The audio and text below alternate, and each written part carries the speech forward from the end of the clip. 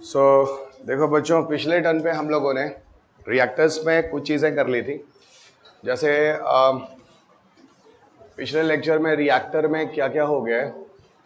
एक तो रिएक्टर्स क्या होते हैं, दैट वी फिनिश्ड। दूसरा टाइप्स ऑफ रिएक्टर कर लिया है, ठीक है, टाइप्स ऑफ रिएक्टर कर लिया है।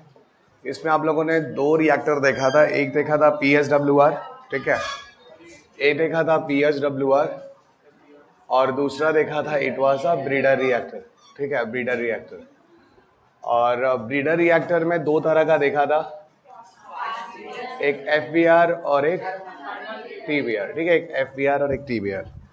देखो ऐसा है कि यहाँ तक कर लिया है, अब इसमें थोड़ा सा और आगे बढ़ते हैं। ऐसा है जो रिएक्टर हम बात करेंगे, यहाँ पे कुछ चीज़ों के बारे में बात करनी है कि जो इंडिया में रिएक्टर्स हैं, मतलब इंडिया के अगर हम रिएक्टर्स की बात करें तो अपनी बुक में आप जाओगे चैप्टर नंबर 4 में, ठीक है, मैं भी खोल रहा हूँ, आप भी खोलेगा, सबको खोलना है। चैप्टर नंबर 4 में, चैप्टर नंबर 4 में एक टेबल मिलेगा, टेबल नंबर 4.3, और एक टेबल नंबर मिलेगा, टेबल नंबर 4.4।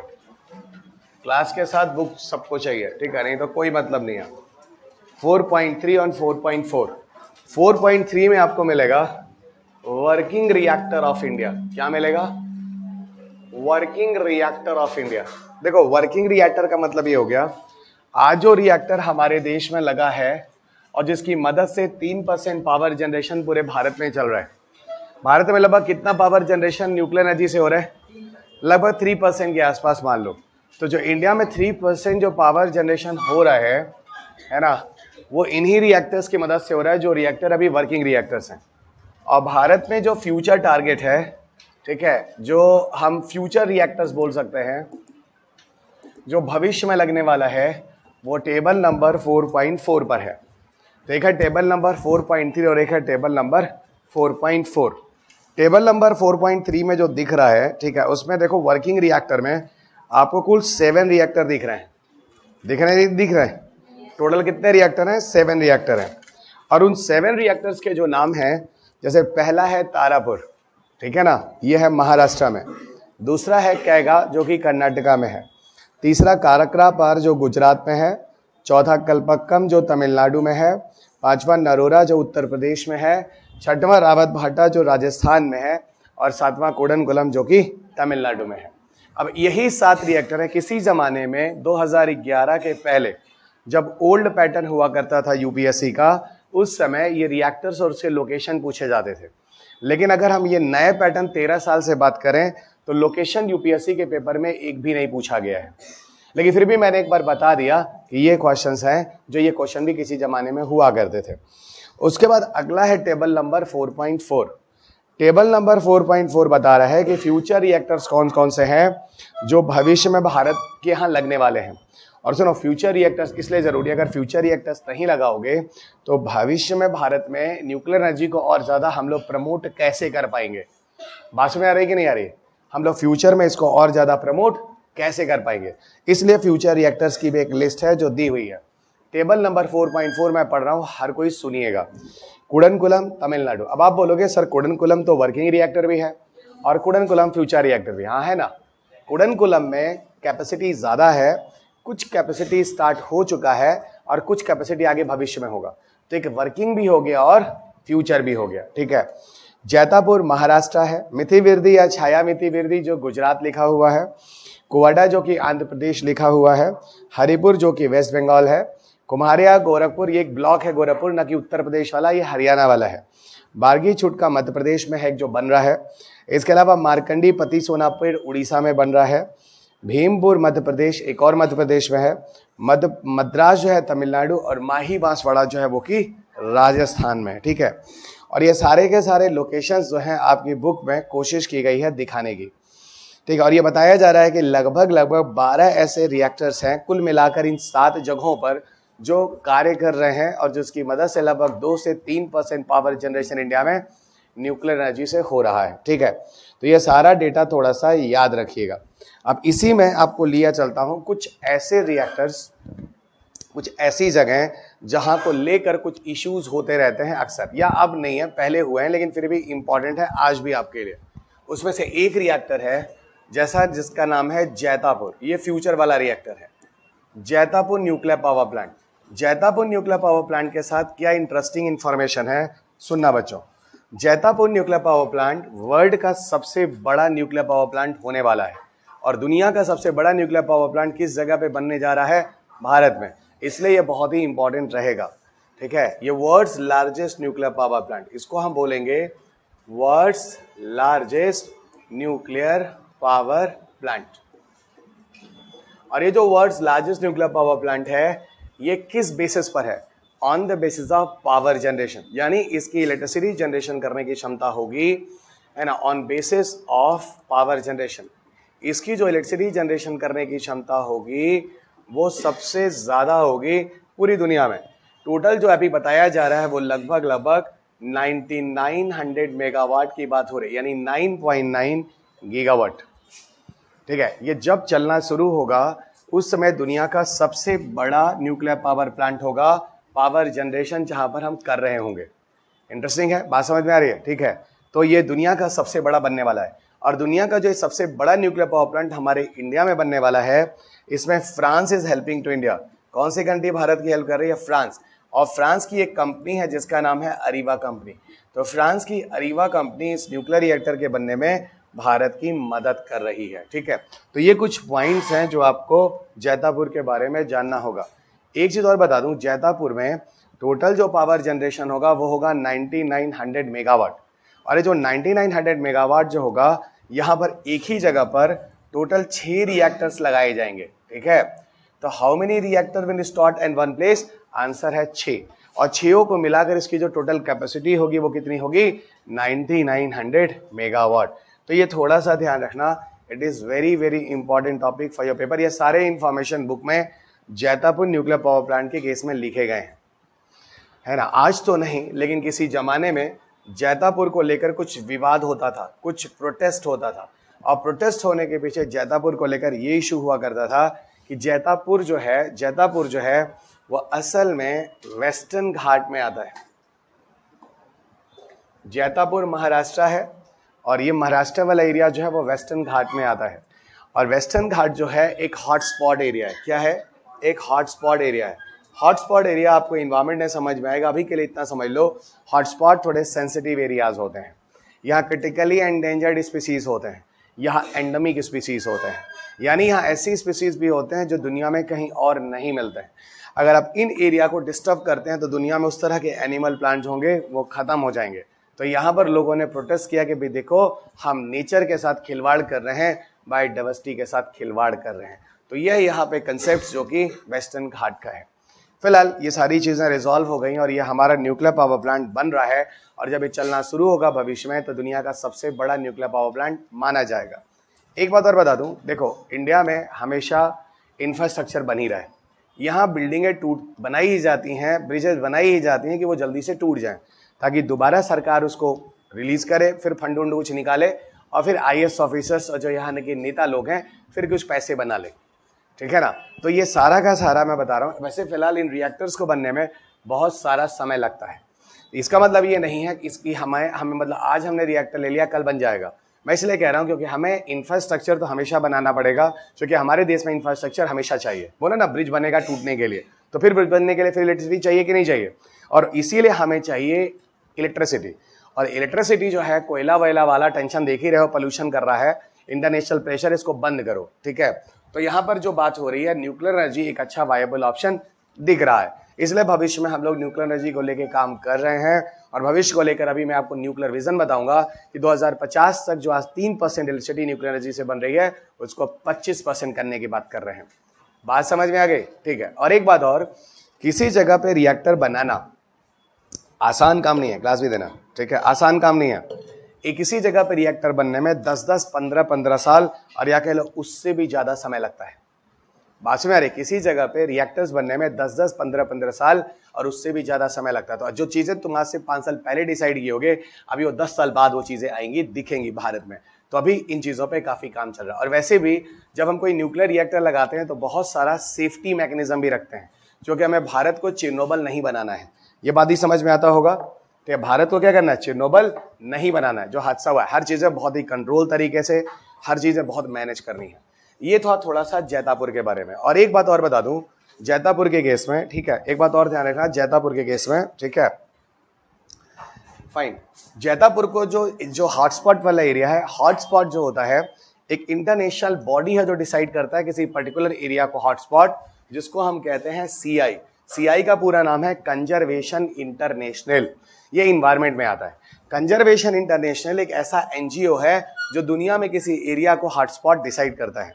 तो दुनिया में हॉटस्पॉट को हॉटस्पॉट बनाने के लिए, डिसाइड करने के लिए, कहीं रख दो कोई दिक्कत नहीं है ना, हॉटस्पॉट डिसाइड करने के लिए, ठीक है, हॉटस्पॉट डिसाइड करने के लिए कौन सी बॉडी है, कौन सा एनजीओ है, कंजर्वेशन इंटरनेशनल, जिसको सीआई कह रहे हैं। ये इन्वायरमेंट का टॉपिक है, जो कि हॉटस्पॉट वैसे भी आपको मेरी इन्वायरमेंट की किताब में मिलेगी, साइंस टेक में नहीं। तो जैतापुर क्लियर हो गया। एक और बताता हूं रिएक्टर जिसको हम कहते हैं कुडनकुलम वाला, ठीक है, एक और कहते हैं जिसको हम लोग कुडनकुलम वाला पढ़ते हैं। सुनो बच्चों, ये कुछ रिएक्टर्स हैं, थोड़ा सा यार, थोड़ा सा आवाज बढ़ा दो थोड़ा सा, है ना। एक और यहीं पे बात कर लेते हैं हम लोग कुडनकुलम, थोड़ा सा कुडनकुलम। कुडनकुलम, अब देखो कुडनकुलम न्यूक्लियर प्लांट को लेके कौन सा इश्यू हुआ था, ये अभी का नहीं है ना, ये पहले का इश्यू है। कुडनकुलम न्यूक्लियर प्लांट को लेके कौन सा इश्यू हुआ था, इस पे हम लोग थोड़ी सी बात कर लेते हैं। ये भी आज का इश्यू नहीं है, जैसे जैतापुर भी आज का इश्यू नहीं है। पता है जब जैतापुर का इश्यू हुआ था, कुडनकुलम का इश्यू हुआ था, उस समय कलाम साहब प्रेसिडेंट भी थे। तो कलाम साहब वहाँ जाके लोगों को मनाते हैं, समझाते हैं, और फिर लोग उनकी बात को समझते हैं और फिर प्रोटेस्ट बंद करते हैं। ये इशू कुडनकुलम के टाइम में भी हुआ था। कुडनकुलम न्यूक्लियर पावर प्लांट ऐसा न्यूक्लियर पावर प्लांट है जहाँ की टोटल जो कैपेसिटी है पावर जनरेशन की वो 9200 मेगावाट है। कितनी है? 9200 मेगावाट पावर जनरेशन करने की क्षमता बनाई गई है। कुडनकुलम को लेके जो डील हुआ था, वो डील हुआ था किसके बीच में? कुडनकुलम के बीच में जो डील हुआ था, उस समय हमारे देश के प्रधानमंत्री थे राजीव गांधी जी, और उस समय रशिया में प्रेसिडेंट थे मिखाइल गोर्बाचेव। जब आप किताब पढ़ रहे होंगे वहां पर कुडनकुलम में मैंने इन दोनों लोगों का नाम लिखा भी है। तो राजीव गांधी जी के टाइम में मिखाइल गोर्बाचेव के बीच एक डील हुई थी भविष्य में इंडिया में कुडनकुलम न्यूक्लियर पावर प्लांट को बनाने के लिए। और इसके लिए जो रिएक्टर था, उस रिएक्टर का नाम है वोडा एनर्जो रिएक्टर, जो किताब में नाम लिखा हुआ VVER। इस वोडा एनर्जो रिएक्टर को भारत को किसने दिया? रशिया ने दिया। भारत को रशिया ने दिया, और इसकी मदद से भारत में 1000 मेगावाट का पावर जनरेशन शुरू हो सका। तो ये है कुडनकुलम का न्यूक्लियर पावर प्लांट, जो वोडा एनर्जो रिएक्टर, जो आज भारत में चल रहा है। और इसी रिएक्टर को आगे और बढ़ाने की बात हो रही है, रिमेनिंग वाले पार्ट। अब यहाँ पे रीजन क्या था इसके प्रोटेस्ट के पीछे, जरा ये समझो। इसके प्रोटेस्ट के पीछे रीजन ये था कुडनकुलम को, क्योंकि उसी समय जापान में सुनामी आई थी, और सुनामी की वजह से जापान का फुकुशिमा जो शहर था वो पूरा बर्बाद हुआ था। और यहां पर आपको बता दूं, जो कुडनकुलम एरिया है वो एक्चुअल में भारत के ईस्टर्न कोस्ट की तरफ आता है। और रह गई बात बची कुची, ईस्टर्न कोस्ट एरिया वो एरिया होता है भारत का जिधर की सुनामी आती है। तो ये फिलहाल ये तो डिजास्टर मैनेजमेंट का टॉपिक हो गया कि भारत का कौन सा एरिया सुनामी के लिए सेंसिटिव है, वेस्टर्न घाट या ईस्टर्न घाट? Eastern coast. तो आंसर है ईस्टर्न कोस्ट। और ये जो एरिया है ये ईस्टर्न कोस्ट की तरफ पड़ता है, इसलिए लोग जापान वाले हादसा को देखने के बाद इंडिया में बोलने लगे इस तरह की चीज यहाँ पर हो गई तो न्यूक्लियर रिएक्टर अगर फटा फूटा कोई नुकसान हुआ तो हम लोग की जान माल का नुकसान हो सकता है। पर घबराइए नहीं, कलाम साहब गए, लोगों को समझा और बताए इसमें सारी की सारी सेफ्टी मैकेनिज्म रखा है। अगर 8 रिक्टर स्केल पे भी सुनामी आ जाए कोई दिक्कत नहीं है। अब आप बोलोगे सर 8 रिक्टर स्केल के ऊपर आ गया तब? अरे भैया 8 रिक्टर स्केल तक तो तुम नहीं बचोगे, रिएक्टर चला के क्या करोगे, बिजली लेके क्या करोगे? बात से आ रही कि नहीं आ रही है? तो 8 रिक्टर स्केल समझते हो क्या होता है? या 5 साढ़े 5 में तो टर्की बर्बाद हो जाता है कि नहीं? समझ रहे? समझ 8 रिक्टर से कुछ बचेगा इलेक्ट्रिसिटी लेने के लिए? बचोगे तब तो इलेक्ट्रिसिटी लोगे, वही हम कह रहे हैं। ठीक है, चलिएगा। ये है कुडनकुलम न्यूक्लियर पावर प्लांट का। तो यहाँ भी लोग मान गए, बाकी लगा है, 1000 चल रहा है, इसीलिए कुडनकुलम को हम लोगों ने रनिंग रिएक्टर में भी लिखा है और फ्यूचर रिएक्टर में भी। ये चीज मैंने क्लियर कर दिया, ठीक है। अब हम लोग थोड़ा सा कुछ यहाँ पर फैक्चुअल डेटा है जो कि करेंगे, ठीक है। कुछ फैक्चुअल डेटा है, जरा लिखो तो। कुछ फैक्चुअल डेटा है जो लिखो। न्यूक्लियर एनर्जी को लेके कुछ फैक्ट्स कॉर्नर है और ये सारे के सारे स्टैंडर्ड फैक्ट्स हैं जो आपको जानने हैं। कुछ फैक्ट्स कॉर्नर हैं जो न्यूक्लियर एनर्जी को लेके जानने हैं। देखो ऐसा है, डिफरेंट सोर्सेज के आधार पर अगर हम इंटरनेट पे जाएं या रिसोर्सेज देखें, आज जब मैं आपको पढ़ा रहा हूं तो जस्ट पढ़ाते समय मैं अभी देख के आया हूं, मुझे जो डेटा मिल रहा है अभी आज के लेक्चर में पढ़ाते समय मैं थोड़ा अपडेट करता रहता हूं, मुझे आज मिला है लगभग 10.1% के आसपास, लगभग 10%। इलेक्ट्रिसिटी पूरी दुनिया में अगर किसी चीज से बन रही है तो न्यूक्लियर एनर्जी से बन रही है, ठीक है ना। यानी वर्ल्ड एवरेज कितना है आज भारत, आज के दिन का, आज आप जिस भी दिन पढ़ रहे हैं उस दिन की बात कर रहा हूं, यानी 24-25 के एग्जाम के हिसाब से अगर हम देखा जाए तो हम ये बोलेंगे कि आज पूरी दुनिया में न्यूक्लियर एनर्जी से जो पावर जनरेशन हो रहा है पूरी इलेक्ट्रिसिटी का 10% कॉन्ट्रीब्यूशन है। तो अप्रॉक्स 10% कॉन्ट्रीब्यूशन, पहला fact, approx 10% contribution world wide, approx 10% contribution of electricity world wide, approx 10% contribution of electricity world wide through the help of nuclear energy. तो सर आप कह रहे हैं पूरी दुनिया का लगभग 10% इलेक्ट्रिसिटी आज न्यूक्लियर एनर्जी से है, हाँ है। और बताओ अगर वर्ल्ड एवरेज 10% है तो हम कहाँ हैं, 2 से 3%। इसका सीधा मतलब है वर्ल्ड एवरेज से काफी पीछे है। Everybody clear. दूसरा फैक्चुअल डेटा मेरे पास इंटरनेट पे जो इंफॉर्मेशन दिख रहा है वो लास्ट, ये तो आज का डेटा है 2022-2023 के हिसाब से। देखो मैं ईयर लिख देता हूं ताकि इसके बाद अगर कोई नया डेटा आपको मिल जाए तो उसको हिसाब से आप अपडेट कर लेंगे, ठीक है। जो अभी मेरे पास नया डेटा एक और आया है, टॉप कंट्रीज, ये मेरी आदत है जब मैं आपको पढ़ाता हूं, करंट पढ़ाता हूं, ऐसे आप भी कर लिया कीजिए। Top countries for nuclear energy production, top countries for nuclear energy production. ये रिपोर्ट जो मेरे पास अभी अवेलेबल है 2021 का है, ना तो 23 का है ना तो 24 का है, ठीक है ना। अभी मेरे पास जो लास्ट डेटा है 2021 का है। फिलहाल बहुत ज्यादा चेंजिंग नहीं मिलेगा। अगर आप 23-24 में आगे चलकर 2 साल बाद 1 साल बाद कोई डेटा आवे भी तो नंबर 1 पर अमेरिका है, नंबर 2 पे फ्रांस है, नंबर 3 पर चाइना है, नंबर 4 पे जापान है और नंबर 5 पे बच्चा जो है वो रशिया है। इवन मेरे पास फैक्चुअल डेटा भी है, 91.5 गीगावाट पावर जनरेशन अमेरिका में न्यूक्लियर एनर्जी से है, 60.1.3 गीगावाट इससे है, 50.8 गीगावाट जो है वो इससे है, जापान से लगभग 31.7 गीगावाट है और रशिया से लगभग 29.6 गीगावाट है। ये लास्ट अपडेट्स अभी जो अभी आपको अवेलेबल मिल रहा है वो यही मिल रहा है। तो अगर आपसे ये पूछे पूरी दुनिया में सबसे ज्यादा न्यूक्लियर पावर से यूज करके इलेक्ट्रिसिटी बनाने वाला कंट्री कौन है, यूएस है, ये रैंकिंग है। नंबर 2 पे फ्रांस है, नंबर 3 पे चाइना है, नंबर 4 पे जापान है, नंबर 5 पे रशिया है, ठीक है। ये कुछ फैक्ट्स हैं जिनको मैं स्टैंडर्ड फैक्ट बोलूंगा और ऐसे स्टैंडर्ड फैक्ट हैं जो आपको हमेशा याद रखने हैं। और जब आप एग्जाम में जाएंगे तो देखेंगे क्या कोई 25 में नया अपडेट आ गया है क्या, या कोई 26 में कोई नया अपडेट आ गया है था। इसीलिए ये ईयर जरूर लिख लेना बच्चों, ये आपके लिए ब्रह्मास्त्र है, नहीं तो आप आलसी हो जाएंगे, गड़बड़ हो जाएगा। 24 में भी यही अपडेट दे रहा है तो हम क्या करें अभी, आप समझ रहे हैं मैं क्या बोल रहा हूं, ठीक है। अच्छा और सुनो, यहीं पर एक और फैक्ट मैं आपको देना चाह रहा हूं। दुनिया में ऐसी कौन सी कंट्री है जो पूरी इलेक्ट्रिसिटी का सबसे ज्यादा इलेक्ट्रिसिटी न्यूक्लियर एनर्जी से जनरेट करती है, फ्रांस, ठीक है ना। तो अगर हम बात करें, है ना, France is the leading country in the world. अब यहां फ्रांस किसी दूसरे फैक्ट के हिसाब से पहला नंबर आ रहा है, लिखो France is leading country in the world, France is leading country in the world, produce maximum power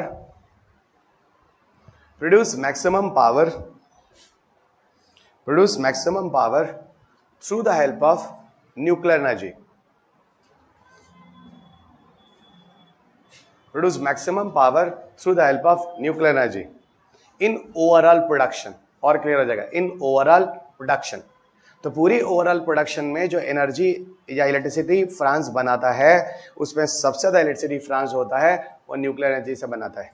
पता है मेरे पास जो डेटा है वो लास्ट अपडेट है 23 जनवरी 2023।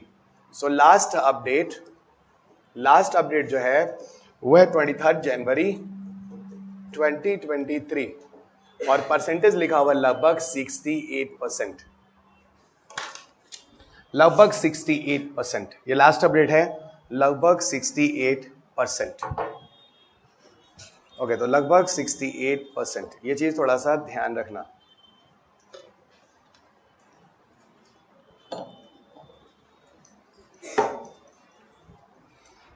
कुछ छोटे छोटे से और फैक्ट हैं, सुनते जाना। ये सारे फैक्ट्स आपको हेल्प करने वाले हैं, ठीक है, आपके मेंस आंसर राइटिंग में, याद है कि आपके इंटरव्यूज में आंसर देने के लिए, या कहीं कोई एनर्जी से जुड़ा कोई एसे का क्वेश्चन आ गया वहां पे यूज करने के लिए, ठीक है। जैसे कई ऐसे टॉपिक हैं जो साइंस एंड टेक के सीधे हिस्से में आ जाते हैं। 2020 के पेपर में काफी बच्चे खुश हुए, एग्जाम्स देकर आए, उन्होंने बोला सर आर्टिफिशियल इंटेलिजेंस एसे का क्वेश्चन पेपर था और आपकी किताब का जो आर्टिफिशियल इंटेलिजेंस वाला जो चैप्टर था ना, उठा के लिख दिया मैंने, बट टेक्निकल की जगह हमने उसको कहानियों के फॉर्म में, बिहेवियरल फॉर्म में लिखा, क्योंकि हम साइंस एंड टेक का आंसर नहीं लिख रहे थे, हम एसे का क्वेश्चन लिख रहे थे, ठीक है ना। तो साइंस एंड टेक से भी आपको एसे के क्वेश्चन मिल ही जाते हैं और उस साल लोगों ने किया था इसका आंसर, ठीक है। अब सुनो, कुछ और फैक्चुअल डेटा पे चल रहे हैं। देखो, अगर हम यूरेनियम रिजर्व्स की बात करें, अगर हम थोरियम रिजर्व्स की बात करें, ठीक है, तो यूरेनियम रिजर्व्स में जो अभी तक जो डेटा अवेलेबल है वो यही डेटा है। दुनिया में सबसे ज्यादा यूरेनियम अगर किसी के पास है तो ऑस्ट्रेलिया के पास है ना। नंबर 1 पर अगर कोई कंट्री है तो वो ऑस्ट्रेलिया है। नंबर 2 पे अगर कोई कंट्री है तो वो है कजाकिस्तान, है ना। नंबर 2 पे अगर कोई कंट्री है तो वो है कजाकिस्तान। खजाकिस्तान, KHAZIKHASTAN, है ना।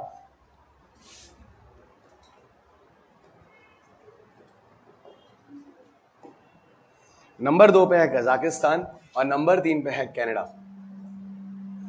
जो यूरेनियम रिजर्व्स में अगर रैंकिंग पूछी जाए तो नंबर 1 पर आपको मिलता है ऑस्ट्रेलिया, नंबर 2 पे आपको मिलता है कजाकिस्तान और नंबर 3 पे आपको मिलता है क्या, सुनो एक और एच लिख लेना यहाँ पे, है ना, कजाकिस्तान, और नंबर 3 पे है कनाडा। ऑस्ट्रेलिया में से कहते हैं दुनिया का 1/3 यूरेनियम यहीं पर है, 12% यूरेनियम यहाँ पे है और 9% यूरेनियम जो है वो कनाडा में है।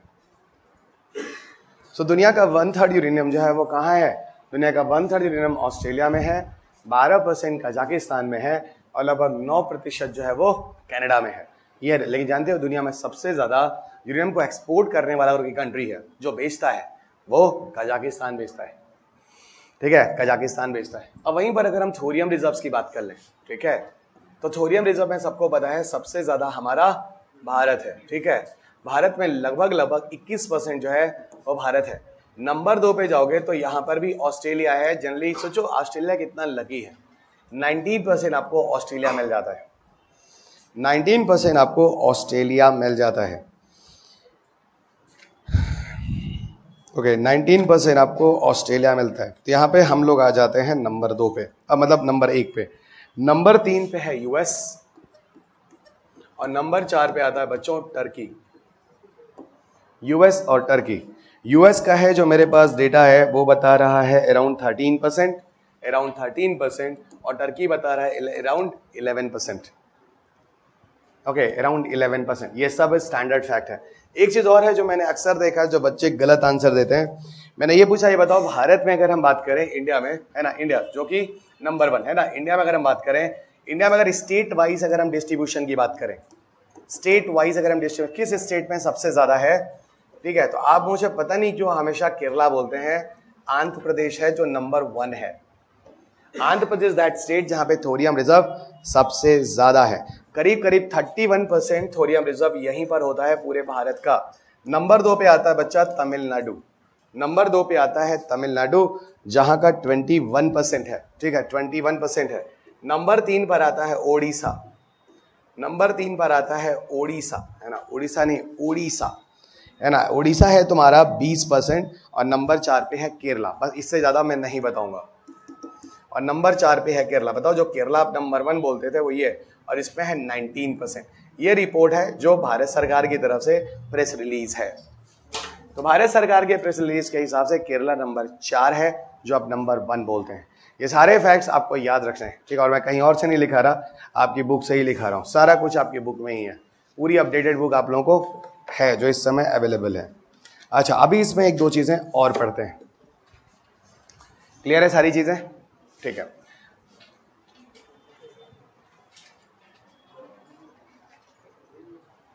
हाँ, अभी भी हम लोग बात कर रहे थे भारत का नाभिकीय विजन क्या है, न्यूक्लियर विजन क्या है। ठीक है, लिखो nuclear vision of India.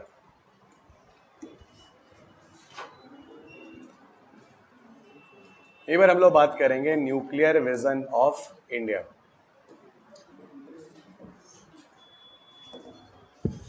Nuclear vision of India.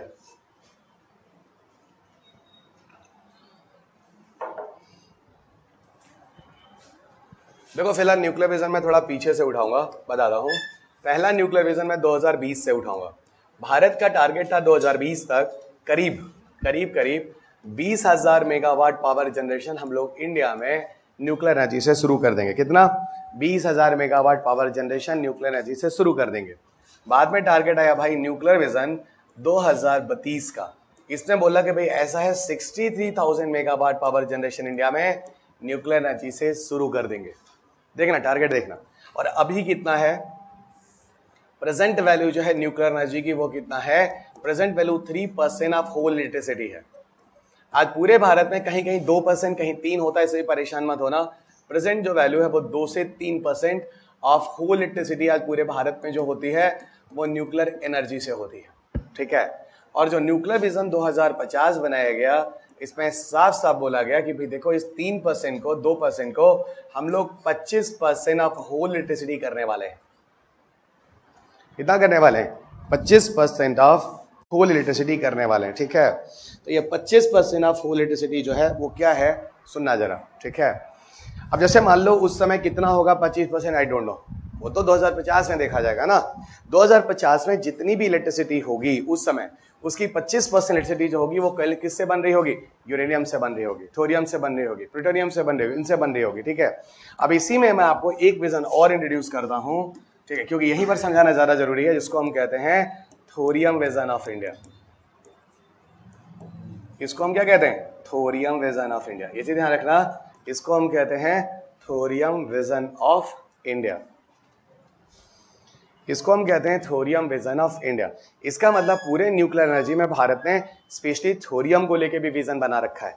क्या बना रहा है थोरियम को? देखिएगा, ऐसा भारत ये कह रहा है कि जो 25% पूरी इलेक्ट्रिसिटी होगी ना, इसमें 70% पावर जनरेशन जो होगा वो यूरेनियम प्लूटोनियम जैसे फ्यूल होंगे, और इसका 30% पावर जनरेशन जो होगा वो थोरियम अलोन होगा। बताओ ये बात समझ में आ रही कि नहीं आ रही? नहीं समझ में आ रही। मैं ये कह रहा हूं कि जितनी भी इलेक्ट्रिसिटी आज है, कुछ होगा 3% वैल्यू, इतना गीगावाट, इतना मेगावाट। इसी तरह 2050 में भी होगा कुछ गीगावाट, कुछ मेगावाट। ओके, मान लो कुछ नहीं, मैं कह देता हूं 1 लाख मेगावाट है। कितना है? 1 लाख मेगावाट जो पावर जनरेशन है वो किससे है? न्यूक्लियर एनर्जी से है भाई। न्यूक्लियर एनर्जी मान लो 25% इक्वल टू 2050 में 1 लाख आता है, तो 1 lakh megawatt power generation India 2050 में किससे कर रहा है? न्यूक्लियर एनर्जी से। तो 1 लाख का 70,000 ये कर रहा होगा और 30,000 मेगावाट ये कर रहा होगा। ये मैं कहने का मतलब है। ठीक है ना, तो उस समय का 30% ये करेगा, जितना भी आएगा पूरे न्यूक्लियर एनर्जी का 30%। यहां वैल्यू नहीं बताया गया कि यहां इतना इतना, यहां परसेंटेज बोला गया। तो जो गवर्नमेंट लिखी है मैंने बता दिया। हाँ हाँ, तो अभी तो कुछ नहीं है ना, अभी तो सिर्फ 500 गीगा, अभी तो सिर्फ 500 मेगावाट है, अभी तो फिर वो भी नहीं है ना। जब हम लोगों ने प्रोटोटाइप फास्ट ब्रीडर रिएक्टर पर लिखा था, कितना बोला था मैंने? सिर्फ 500 मेगावाट, कुछ और भी बोला था। अब तुम लोग पीछे का लेक्चर नहीं पढ़े हो तो इसमें हमारी क्या गलती? इसमें तुम्हारी गलती है ना। हम तो एकदम सिस्टमैटिक तरीके से लेके चल रहे हैं, ताकि पीछे वाले टॉपिक से आज वाले के कंसेप्ट को जोड़ेंगे ना, आज वाले से भी अगले वाले को जोड़ेंगे। नहीं पढ़ोगे तो तुम्हारी गलती, हम तो उसको पढ़ाए हुए हैं, है ना। हम पढ़ाई ऐसे रहे कि जिस हिसाब से पढ़ा रहे हैं, पीछे की चीज आगे वाले को जोड़ेगी। इसी को कहते हैं कैस्केडिंग ऑर्डर ना। पीछे वाली नॉलेज आगे को जोड़ेगा, आगे वाले को उसके आगे वाले को जोड़ेगा। ये चीज हम तुमको पीछे बताए थे। चलिएगा, न्यूक्लियर फ्यूजन पे जितनी भी चीजें थी, चाहे फैक्ट हो चाहे कंसेप्ट हो, सारी चीजें मैंने आपको बता दी। अब हम चलेंगे अगले एक्सपेरिमेंट की तरफ, जिसका नाम है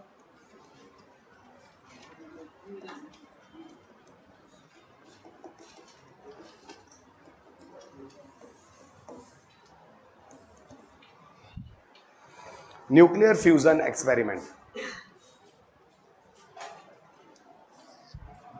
अगला टॉपिक है nuclear fusion experiment. Okay, nuclear fusion experiment. ठीक है। अब न्यूक्लियर फ्यूजन एक्सपेरिमेंट को लेकर दुनिया में क्या बातचीत होती है जरा सुनो। ऐसा है, दुनिया में 1985 में यानी 1985 में 35 नेशन साथ आते हैं। कितने नेशन साथ आते हैं? 35 नेशंस, और कहते हैं कि भाई हम लोग मिलकर न्यूक्लियर फ्यूजन एक्सपेरिमेंट को चलाएंगे। ठीक है, अच्छी बात है, हम लोग मिलकर न्यूक्लियर फ्यूजन एक्सपेरिमेंट चलाएंगे, यानी ईटर रिएक्टर बनाएंगे। क्या बनाएंगे? Eater reactor. Actually eater reactor पे 3 क्वेश्चन यूपीएससी पूछ चुका है, 2 बार पीटी में पूछ चुका है, 1 बार मेंस में पूछ चुका है। पीटी में एक बार 2007 में आ गया है, मेंस में एक बार 2008 में आ गया है, और पीटी में दूसरी बार 2017 में आया, 10 साल बाद फिर ये क्वेश्चंस ईटर को लेकर। ठीक है, ईटर है क्या? ईटर एक फ्यूजन रिएक्टर है। ईटर एक फ्यूजन रिएक्टर है। अभी तक आपने जो भी टॉपिक पढ़ा था सारा का सारा फ्यूजन था। इंडिया का न्यूक्लियर एनर्जी प्रोग्राम ही फ्यूजन पे बेस्ड था। अब हमने बोला देखो हम लोग का फ्यूजन वाला टॉपिक खत्म हो गया, अब हम किधर आते हैं? फ्यूजन वाले की तरफ। फ्यूजन में दुनिया में क्या हो रहा है, तो वही कहानी तुम लोग को बता रहा हूं। 1985 में दुनिया में सबसे पहली बार शुरुआत हुई कि हम लोग फ्यूजन पे भी मिलकर काम करेंगे। ठीक है, 33 कंट्री साथ आने की बात करते हैं और कहते हैं मिलजुल कर हम लोग एक रिएक्टर बनाएंगे जिसका नाम है ईटर रिएक्टर। ईटर का पूरा नाम है, ईटर क्या एक तरह का फ्यूजन रिएक्टर है, ईटर का पूरा नाम है इंटरनेशनल थर्मोन्यूक्लियर एक्सपेरिमेंटल रिएक्टर।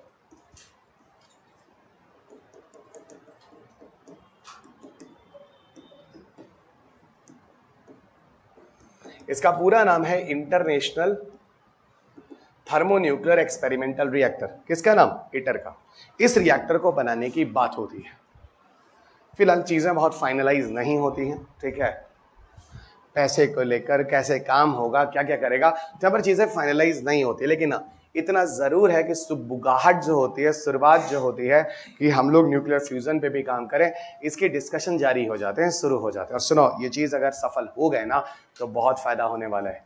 कैसे फायदा होने वाला है? अगर हम इसमें सफल हो जाते हैं तो सबसे बड़ा फायदा आपको यह होने वाला है कि पूरी दुनिया से इलेक्ट्रिसिटी क्राइसिस की समस्या खत्म हो जाएगी। ठीक है ना, क्योंकि यहां पर इनफिनाइट हीट मिल सकते हैं। थोड़ा सा अगर दिमाग है तो याद रखो, जब मैंने पिछले लेक्चर में फिजन और फ्यूजन में कंपैरिजन बोला तो मैंने बोला था फिजन में हीट और एनर्जी ज्यादा होती है और फ्यूजन में हीट और एनर्जी इनफिनाइट तक हो सकती है, यानी इलेक्ट्रिसिटी इनफिनाइट तक हम बना सकते हैं। सिर्फ और सिर्फ वही दिक्कत है कि अनकंट्रोल अगर एक बार शुरू कर दिया और कंट्रोल नहीं हो पाया तो इस पृथ्वी पर कोई बचेगा नहीं, और पृथ्वी भी नहीं बचेगी, क्योंकि लाखों डिग्री सेल्सियस में तो जिस पत्थर पर हम लोग खड़े हैं पृथ्वी पर, वो भी पिघल के भस्म हो जाएगा। ठीक है, अब सुनो, फिलहाल इस पे रिएक्शन रिसर्च करना है और इस पे काम जारी है। अब क्या होता है, अब काम यह क्या होता है, 2006 में आकर, है ना, 2006 में आकर कुछ गुड न्यूज सुनाई देता है। 7 कंट्री एक साथ आते हैं, 7 नेशंस केम टुगेदर। और उस समय मैं पेरिस में रहता भी और वहीं पर मीटिंग होती है इसको लेकर। वो जगह होती एल्से पैलेस, उसी के आसपास मैं घूम भी रहा था उस समय, 2006 की बात है। उस समय 7 कंट्री साथ आते हैं और 7 कंट्री वहां पर मीटिंग होती है। उस मीटिंग में क्या होता है, एक कंट्री है जिसका नाम है यूरोपियन यूनियन, 1 नंबर ये, दूसरा रशिया, फिलहाल यूएसएसआर भी बोल सकते हैं उस टाइम तो, तीसरा यूएसए, चौथा जो है वो चाइना है, 5वां जो है वो जापान है, 6ठा जो है वो साउथ कोरिया है, और 7वां जो है वो हमारा भारत है। तो 7वीं कंट्री जो, मतलब 7वीं क्या, 7 कंट्री हैं जो मिलकर शपथ लेते हैं कि भाई देखो हम लोग आगे चलकर, है ना, इंटरनेशनल लेवल पे एक फ्यूजन रिएक्टर बनाएंगे। ठीक है, और ये 7 कंट्रीज के नाम मैंने लिख दिए, European union, Russia, USA, China, Japan, south Korea और इंडिया। तो ये 7 कंट्री मिलकर इस रिएक्टर को बनाने की बात करते हैं। और ये 7 रिएक्टर जिसको बनाने की बात करते हैं, ये लोग वेन्यू भी डिसाइड करते हैं कि जिस जगह पे बनाया जाएगा, लगाया जाएगा, वो जगह है कैड्रेक।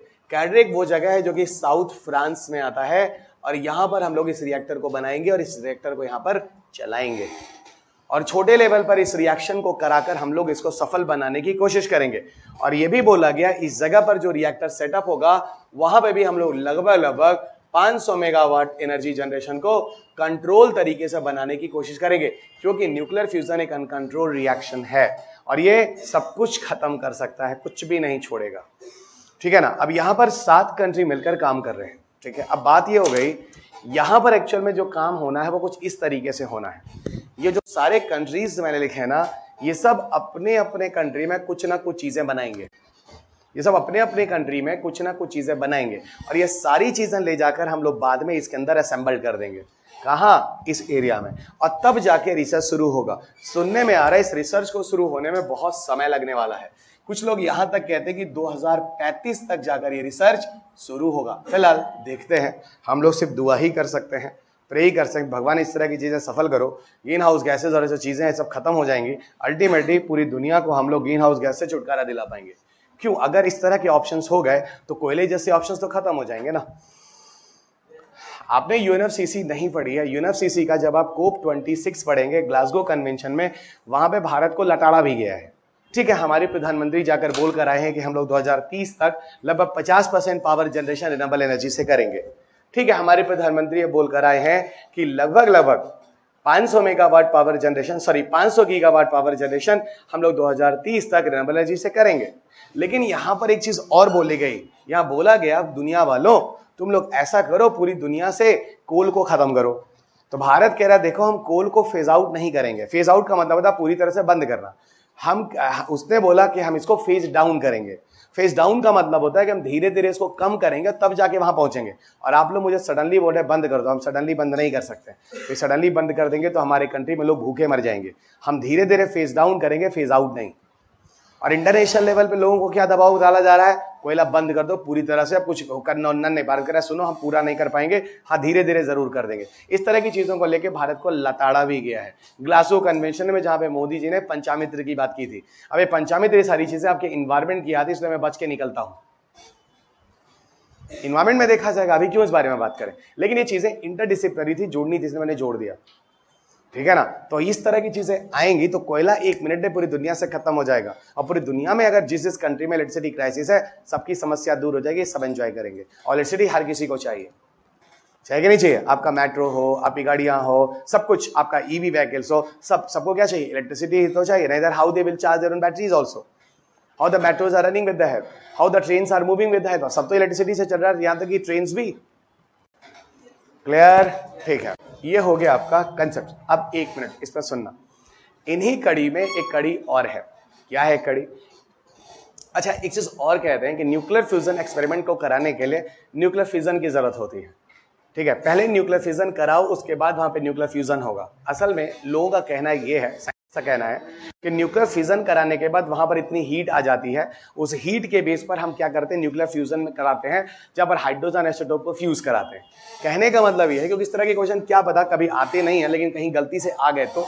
जैसे मान लो न्यूक्लियर फ्यूजन में क्या होता है, 1s2 के साथ फ्यूज करके क्या बनाता है, 2He4 प्लस हीट और एनर्जी, यही बनती है ना, फिर बनती है। मैंने कहा यहां पर हमें कितना हीट और एनर्जी बनाना है, कितना बनाना है, 500 मेगावाट। तो ऐसा है, इस हाइड्रोजन आइसोटोप को पहले भिड़ाया जाता है, कोलिजन कराया जाता है। इससे कोलिजन के लिए भी एनर्जी लगेगी, वो लगेगी 50 मेगावाट, और उसी के बेसिस का 10 गुना यहाँ पे एनर्जी बनाया जाएगा। उसकी वैल्यू कितनी है, 500 मेगावाट।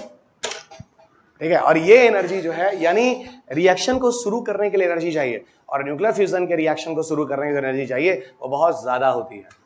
और उतनी ज्यादा एनर्जी के लिए हमें एटम बम टाइप की हीट और एनर्जी चाहिए। इसीलिए कुछ लोग ये चीजें लिखते हैं, न्यूक्लियर फ्यूजन को कराने के लिए न्यूक्लियर फ्यूजन की तरह की एनर्जी चाहिए। न्यूक्लियर फ्यूजन से इतनी एनर्जी निकलेगी, तब हाइड्रोजन आइसोटोप फ्यूज होगा, और तब उसका कई गुना ज्यादा यहां बनेगा। ठीक है ना। इस तरह की बातें भी कही जाती हैं, इसको थोड़ा याद रखिएगा। क्या पता कभी आपके पेपर में इस तरह की चीजें आ ही जाए, क्योंकि क्या जगह के स्टेट पीसीएस वगैरह में फ्यूजन के लिए फ्यूजन जरूरी है, इस तरह का स्टेटमेंट लिखा था। ये बात सही है, लॉजिक समझ में आया। स्टेट पीसीएस में तो और आसान क्वेश्चन आते हैं। अगर स्टेट पीसीएस में इस तरह के क्वेश्चन आ रहे हैं, और वो भी अगर आपको ना पता हो, तो यूपीएससी में तो इससे और टफ आएगा। तो स्टेट पीसीएस का एक क्वेश्चन था जो मैंने आपको इसी जगह पे समझा दिया है। ठीक है।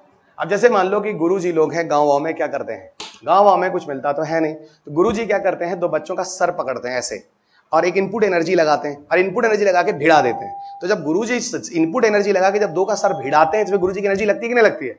उसके बाद जो एनर्जी बनती है भिड़ने के बाद, उन विद्यार्थियों से पूछे, वो आपको बताएंगे, है ना, जिन्होंने ऐसा एक्सपेरिमेंट अपने ऊपर किया होगा या देखा होगा। ठीक है, चलिए, तो ऐसा ही कुछ समझ लो इस देशी भाषा वाले एग्जाम्पल्स में जो मैं आपको समझाने की कोशिश कर रहा था।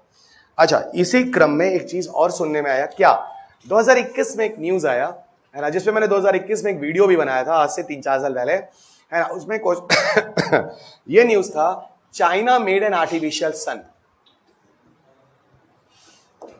उसमें ये न्यूज आया, China made an artificial sun. हाँ, और इस पे आज तक क्वेश्चन नहीं पूछा गया है। आई एम वेरी श्योर अगर ये पूछ दिया तो आपके हिसाब से करंट अफेयर्स होगा। अभी मैंने इनडायरेक्टली बोला, 3 साल पहले मैंने इस पे वीडियो यूट्यूब पे बना रखा है, ठीक है ना। ये क्वेश्चंस 2021 के हिसाब से आना चाहिए था, अभी तक नहीं आया, 4 साल गुजर गए, ठीक है। ये चाइना ने आर्टिफिशियल सन बनाया है, क्या लॉजिक है? कुछ नहीं है दोस्त। असल में क्या है, मैंने अभी बोला ये सारे कंट्री क्या करेंगे, ये सारे कंट्री अपने कंट्री में एक्सपेरिमेंट करेंगे, रिसर्च करेंगे, और अपने कंट्री में एक्सपेरिमेंट और रिसर्च करने के बाद इस तरह की चीजों को बनाने का निर्माण करेंगे, बनाने की कोशिश करेंगे, ठीक है। और इस रिसर्च को लिए वो लोग क्या करेंगे, अपने अपने कंट्री में छोटा छोटा रिसर्च करेंगे, सफल होंगे, और फिर वो सारे रिसर्च छोटे छोटे ले जाकर वो कैटरेक फ्रांस में ले जाकर वहां असेंबल करके 2030 के बाद वो रिएक्टर चलाएंगे कंट्रोल तरीके से। क्योंकि इतना बड़ा रिसर्च है कि एक कंट्री के बस का उतना बड़ा लैब बना पाना, उतना पैसा खर्च कर पाना, इतने साइंटिस्ट इकट्ठा कर पाना, इतना दिमाग लगा पाना, इतना समय दे पाना संभव नहीं है। इसलिए बहुत कंट्री मिलकर साथ आते हैं, मिलजुल कर पैसा इकट्ठा करते हैं, मिलजुल के हजारों हजारों की संख्या में वैज्ञानिक आते हैं और मिलजुल कर काम करते हैं। इस तरीके से जाकर इस तरह के रिसर्च को पूरा करने की कोशिश हो रही है, और इस तरह के अनुसंधानों को, रिसर्च को हम लोग मेगा रिसर्च के नाम से जानते हैं। तो मेगा रिसर्च जनरली अगर कभी बोला जाए मेगा रिसर्च क्या होता है, तो वो बड़े बड़े लेवल के रिसर्च जिसमें बहुत सारा पैसा, बहुत सारी एनर्जी, बहुत सारा संसाधन, बहुत सारा रिसर्च करने की जरूरत पड़ती है, उसमें बहुत सारे साल लग जाते हैं, वो सारे रिसर्च मेगा रिसर्च के नाम से जाने जाते हैं। तो मैं कह सकता हूं कि ITER रिसर्च जो है, ये वाला जो एक आर्टिफिशियल सन एक्सपेरिमेंट या फ्यूजन रिएक्टर बनाना है, ये एक तरह का मेगा रिसर्च है, बोल सकता हूं मैं। ओके एवरीवन, इसको हम लोग मेगा रिसर्च कह सकते हैं, इसको हम लोग मेगा रिसर्च कह सकते हैं। अब देखो, China made an artificial sun की कहानी क्या है, ठीक है। एक चीज तो कंफर्म हो गया, China made an artificial sun का मतलब है कि यहां पर क्या कहानी है, ITER का ही एक एक्सपेरिमेंट है जो चाइना ने किया है, ठीक है ना। कब किया? 2021 में। चाइना, एक रिपोर्ट आया कि हैफी एक प्रोविंस है जो कि चाइना में एक जगह पड़ती है, हैफी प्रोविंस। जैसे हमारे यहाँ राज्य होते हैं ना, स्टेट होते हैं, वैसे ही वहां पर प्रोविंस होते हैं। पुराने जमाने में हमारे यहाँ भी रजवाड़े जो प्रोविंस हुआ करते थे, उसी तरह का हैफी एक प्रोविंस है, ये चाइना में पड़ता है। और यहाँ चाइना में इस जगह पर आर्टिफिशियल सन एक्सपेरिमेंट को सफल किया गया, और इस आर्टिफिशियल सन एक्सपेरिमेंट को कंट्रोल तरीके से सफल करने के लिए एक रिएक्टर बनाया गया, और उस रिएक्टर का नाम है, जो कि चर्चा का विषय रहा उस टाइम, है ईस्ट। तो ईस्ट आपके एग्जाम में पूछा जा सकता है। जैसे पूछा ITER क्या है, न्यूज में क्यों रहा है 2017 में, तो आंसर मानना था ये एक ऐसा रिएक्टर है जहां पर फ्यूजन एक्सपेरिमेंट को सफल करने की कोशिश की जा रही है। बस 2017 PT का क्वेश्चन था। बस अगर ये पूछे ईस्ट क्या है, तो पहले तो ईस्ट का मैं पूरा नाम लिख देता हूं। इसका पूरा नाम है experimentally advanced super conducting tokamak. Experimentally advanced super conducting tokamak. Experimentally advanced super conducting tokamak. इसका पूरा नाम है experimentally advanced super conducting tokamak, ठीक है। सुनो बच्चों, इसमें है क्या, experimentally advance super conducting tokamak में ये एक फ्यूजन रिएक्टर का नाम है, जिसके अंदर चाइना ने इस रिसर्च को सक्सेसफुल बनाया। किसको? न्यूक्लियर फ्यूजन रिएक्टर को। और कैसे? पूरे कंट्रोल तरीके से। क्या किया चाइना ने इसके अंदर? सुनो, असल में जो सन है ना, जो सूरज है, उसका जो कोर का टेम्परेचर होता है, सन के सेंटर को हम कोर कहते हैं, याद रखना, कोर का टेम्परेचर हर जगह सबसे ज्यादा होता है। सन के कोर का टेम्परेचर सबसे ज्यादा मिलेगा पूरे सन में। अर्थ के कोर में अर्थ का टेम्परेचर सबसे ज्यादा मिलेगा। इतना तो आपने ज्योग्राफी में भी सुना होगा। अगर आपने एनसीईआरटी वगैरह किताब पढ़ी होगी तो आपको एक लॉजिक मिल गया होगा कि कोर में अंदर की तरफ सेंटर जो होता है वो ज्यादा होता है, ठीक है। अब सुना, यहाँ पे मेरा कहने का मतलब है, जनरली जो सन के कोर का टेम्परेचर रिकमेंड किया गया, बताया गया, वो बताया गया भैया 15 मिलियन डिग्री सेल्सियस टेम्परेचर होता है। कहाँ? सन के कोर का टेम्परेचर, सन के सेंटर का टेम्परेचर 15 मिलियन डिग्री सेल्सियस होता है। अब सुनो चाइना ने क्या किया। चाइना ने क्या किया, जो सन के कोर का टेम्परेचर है उसका 8 गुना टेम्परेचर मेंटेन किया। कितना? 8 टाइम्स, है ना। कितने समय के लिए? 101 सेकेंड के लिए। कहां? इस रिएक्टर के अंदर। नई बात समझ में, चाइना ने क्या किया, जो सन का टेम्परेचर है कोर का, उसका 8 गुना ज्यादा टेम्परेचर, 8 गुना ज्यादा टेम्परेचर आप खुद निकाल सकते हैं, लगभग 120 मिलियन डिग्री सेल्सियस टेम्परेचर को मेंटेन किया। कहां? इस रिएक्टर के अंदर। कितने समय के लिए? 101 सेकंड के लिए। 101 सेकंड का मतलब होता है 1 मिनट एंड 41 सेकंड के लिए। बहुत ही कंट्रोल तरीके से, कुछ भी उल्टा सीधा नहीं हुआ। और चाइना यहां पर इसने बाजी मारी। और यहां पर कैसे चाइना ने सारा काम किया, तो मैं कीवर्ड दे देता हूं, टेक्निकल हम लोग एंटर नहीं करेंगे। With the help of strong magnetic fields.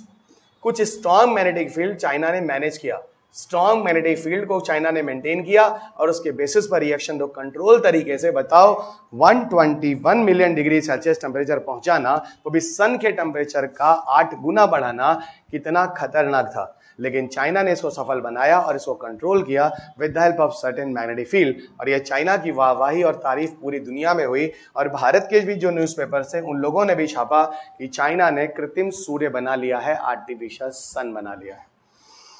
बात समझ में आ गई? और ये न्यूज़ पूरी दुनिया में फैला, और यहाँ के भी हर न्यूज़पेपर में ये आर्टिकल्स दिए गए। बस गलती से यूपीएससी के पेपर में क्वेश्चन आज तक नहीं आया है। मैं आपको आज से 3 साल 4 साल पहले की बात बता रहा हूँ।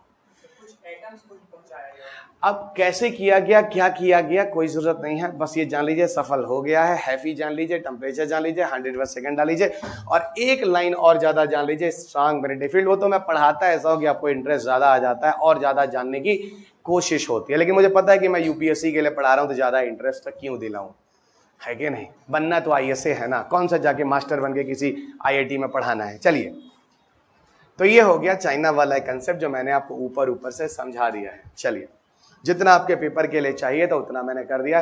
2-3 साल पहले ईटर रिएक्टर पे मैंने वीडियो बनाया होगा, गूगल पे जाएगा, यूट्यूब पे तो मिल जाएगा। चलिए, टोकामाक क्या है? गलती से बोलना भूल गया, बोलना चाहिए था, बहुत अच्छा क्वेश्चन है। टोकामाक एक्चुअल में एक जापानीज वर्ड है। अक्सर न्यूज़पेपर में आर्टिकल आता है टोकामाक बोले, क्या पता किसी आर्टिकल में सिर्फ टोकामाक नाम लिखा हो। टोकामाक एक जापानीज शब्द है, जापान लैंग्वेज में टोकामाक कहते हैं। तो टोकामाक इज अ जापानीज वर्ड। टोकामाक एक जापानीज वर्ड है, जापान लैंग्वेज में टोकामाक शब्द यूज किया जाता है, और इसका मतलब होता है फ्यूजन रिएक्टर। ओ, जापानीज फ्यूजन रिएक्टर के लिए टोकामाक शब्द का यूज करते हैं। एग्जैक्टली। तो ये टोकामाक क्या है? एक तरह का फ्यूजन रिएक्टर है, जापानीज लैंग्वेज में, जापानी भाषा में। समझ में आ गया बच्चों? ये एक जापानीज वर्ड है।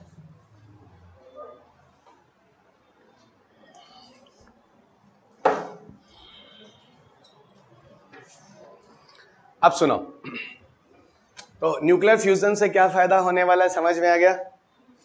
Carbon zero, no global warming, पूरी दुनिया इलेक्ट्रिसिटी प्राइसेस खत्म, सब खुश, नो वेस्ट। बहुत बढ़िया।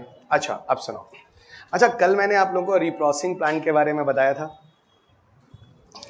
नहीं बताया था। कल मतलब प्रीवियस लेक्चर में बताया था? नहीं बताया था। ऐसा है, मुझे बताना चाहिए था। जब यूरेनियम यूज होता है, थोरियम यूज होता है, प्लूटोनियम यूज होता है, तो इनके न्यूक्लियर वेस्ट आते हैं। इनके न्यूक्लियर वेस्ट को क्या हम लोग खुला खुला नाले से गिरा देते हैं, नाले में फेंक देते हैं, चले जाओ भाई, नदियां मिल जाओ, दरिया में मिल जाए, ऐसा कुछ होता है क्या? नहीं, उसको हम रीप्रोसेसिंग प्लांट से ले जाते हैं। एक लाइन में बोल देता हूं, एक लाइन में। रीप्रोसेसिंग प्लांट्स क्या होता है? देखो, रीप्रोसेसिंग प्लांट्स वो जगह होती हैं जहां पर न्यूक्लियर वेस्ट की रिसाइकिल की जाती है। क्योंकि न्यूक्लियर वेस्ट में रेडियोएक्टिव एलिमेंट होते हैं और ये बहुत ज्यादा खतरनाक होते हैं। या हम क्या करते हैं? न्यूक्लियर वेस्ट की रिसाइकलिंग करते हैं, और रिसाइकलिंग करने से वो चीज इस लेवल तक डिकम्पोज हो जाती है कि अब वो खतरनाक नहीं होती है। Got it? अब वो खतरनाक नहीं होती है। भारत में पहला रिप्रोसेसिंग प्लांट जो बनाया गया वो 1964 में बनाया गया। कहां बनाया गया? ट्रॉम्बे। और ट्रॉम्बे पड़ता है बच्चा महाराष्ट्र में। यही वो ट्रॉम्बे जगह है जहां पर पहला एक्सपेरिमेंटल रिएक्टर अप्सरा भी लगाया गया। याद है आप लोगों को? 1956। ठीक है। तो क्या सर भारत में आज एक ही जगह रिप्रोसेसिंग प्लांट है? नहीं, भारत में 2 और जगह है। एक जहां पर तारापुर है, मेरे नॉलेज में तारापुर भी है, महाराष्ट्र, और एक और है बच्चा जिसका नाम है कलपक्कम, तमिलनाडु। तो कुल मिलाकर भारत में आज कितने रिप्रोसेसिंग प्लांट आपको मिल जाएंगे? 3। और इसके साथ ही भारत दुनिया में चौथा ऐसा कंट्री बन जाता है जो रीप्रोसेसिंग प्लांट सेटअप करने वाली कंट्री की सूची में आता है, जो रीप्रोसेसिंग प्लांट की सूची में आता है। ओके, ये है कुछ रीप्रोसेसिंग प्लांट्स के बारे में जो जानते रहो। ठीक है, रीप्रोसेसिंग करना किसी न्यूक्लियर वेस्ट के लिए इतना आसान नहीं है, वो खतरनाक टास्क है।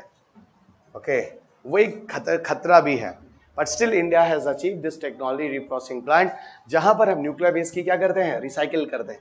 रिसाइकिल करने का मतलब अब वो खतरे की दृष्टि में नहीं रह गया, खतरे के निशान से बाहर चला गया, या फिर ले जाके उसको हम जमीन वमीन में काफी नीचे या कहीं पर दबाते हैं जिस हिसाब से। ओके एवरीवन, ये है आपका कंसेप्ट रीप्रोसेसिंग प्लांट का, गलती से छूट रहा था। ठीक है, फिजन हो गया, फ्यूजन हो गया। अभी देखो न्यूक्लियर एनर्जी में कुछ चीजें और बची हैं, जरा हम लोग बात कर लेते हैं। ठीक है, अगला टॉपिक और न्यूक्लियर एनर्जी में जहां पे हम लोग बात करने वाले हैं, एक तो न्यूक्लियर एनर्जी का एडवांटेज और डिसएडवांटेज क्या है। न्यूक्लियर एनर्जी का एडवांटेज और डिसएडवांटेज क्या है। तो एक तरफ मिला न्यूक्लियर एनर्जी का एडवांटेज और दूसरी तरफ मिला न्यूक्लियर एनर्जी का डिसएडवांटेजेस। तो एडवांटेजेस एंड डिसएडवांटेजेस, यानी एक है प्रॉस और दूसरा है कॉन्स। जैसे हम लोगों ने रिन्यूएबल एनर्जी पढ़ा था, इसके एडवांटेजेस क्या है, डिसएडवांटेजेस क्या है, वैसे रिन्यूएबल न्यूक्लियर एनर्जी भी पढ़ेंगे। जैसे रिन्यूएबल एनर्जी पढ़ा था वैसे न्यूक्लियर एनर्जी भी, है ना।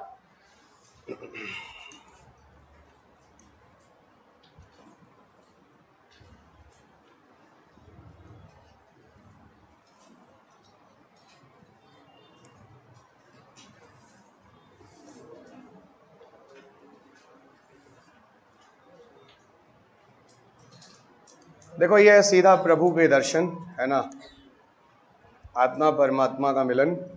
ठीक है, यूपीएससी का क्वेश्चंस जो आपने हेडिंग डाला है, जैसे पढ़ाता हूँ ऐसे ही यूपीएससी पूछता है।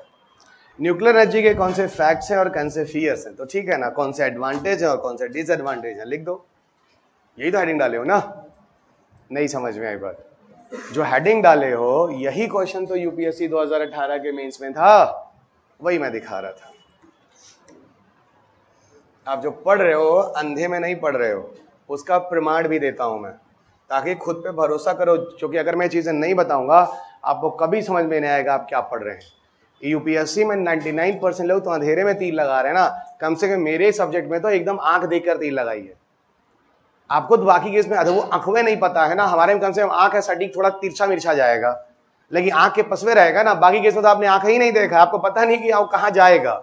मेरे में तो फिर भी पता कि आसपास ही रहेगा अगर गया भी तो, और जब आसपास आप पहुंच गए तब तो तीर लगने के पूरे चांसेस हैं नाक में। अब वो आपका आईक्यू है, देख लीजिए कितना पकड़ लीजिएगा। चलिए, इसीलिए हम थोड़ा क्वेश्चन बीच में दिखा देते हैं। आइए अब एडवांटेज की बात करते हैं। ये डिफरेंस नहीं है, ये डिफरेंस नहीं है, गलती से लाइन खींच दिया, लाइन नहीं खींचना चाहिए था। ये डिफरेंस नहीं है, एडवांटेज सुनिए। पहले एडवांटेज में हम लोग बात करते हैं। सबको पता होना चाहिए कि अगर हम रिन्यूएबल की बात करें तो भैया रिन्यूएबल की क्षमता बहुत कम है पावर जनरेशन करने की, लेकिन न्यूक्लियर की क्षमता क्या है, बहुत ज्यादा।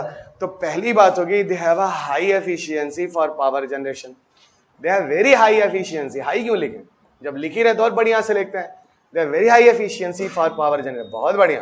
पावर जनरेशन करने की बहुत ज्यादा क्षमता होती है न्यूक्लियर एनर्जी की, बहुत बढ़िया भाई। High efficiency for the power generation, अच्छी खासी क्षमता है पावर जनरेशन करने की। दूसरा एडवांटेजेस क्या है, दूसरा एडवांटेज यह है कि न्यूक्लियर एनर्जी का उपयोग मेडिसिन में भी हो सकता है, यानी न्यूक्लियर मेडिसिन भी हम कह सकते हैं। न्यूक्लियर मेडिसिन मैंने आपको कुछ बोला नहीं तो यहाँ 2 लाइन बोल देता हूँ, 2-4 मिनट और ले लेता हूँ न्यूक्लियर मेडिसिन के बारे में। लेकिन हाँ, न्यूक्लियर एनर्जी में ही न्यूक्लियर मेडिसिन एज उसका एडवांटेज भी है। अब आप पूछोगे सर क्या होता है न्यूक्लियर मेडिसिन? सुनो बच्चों, ऐसा है, डिफरेंट तरह के रेडियो एक्टिव एलिमेंट्स। अब रेडियो एक्टिव एलिमेंट्स तो आप लोग समझ ही चुके होंगे, वो हमने कल बात कर ही लिया था बेसिक कंसेप्ट में प्रीवियस लेक्चर में।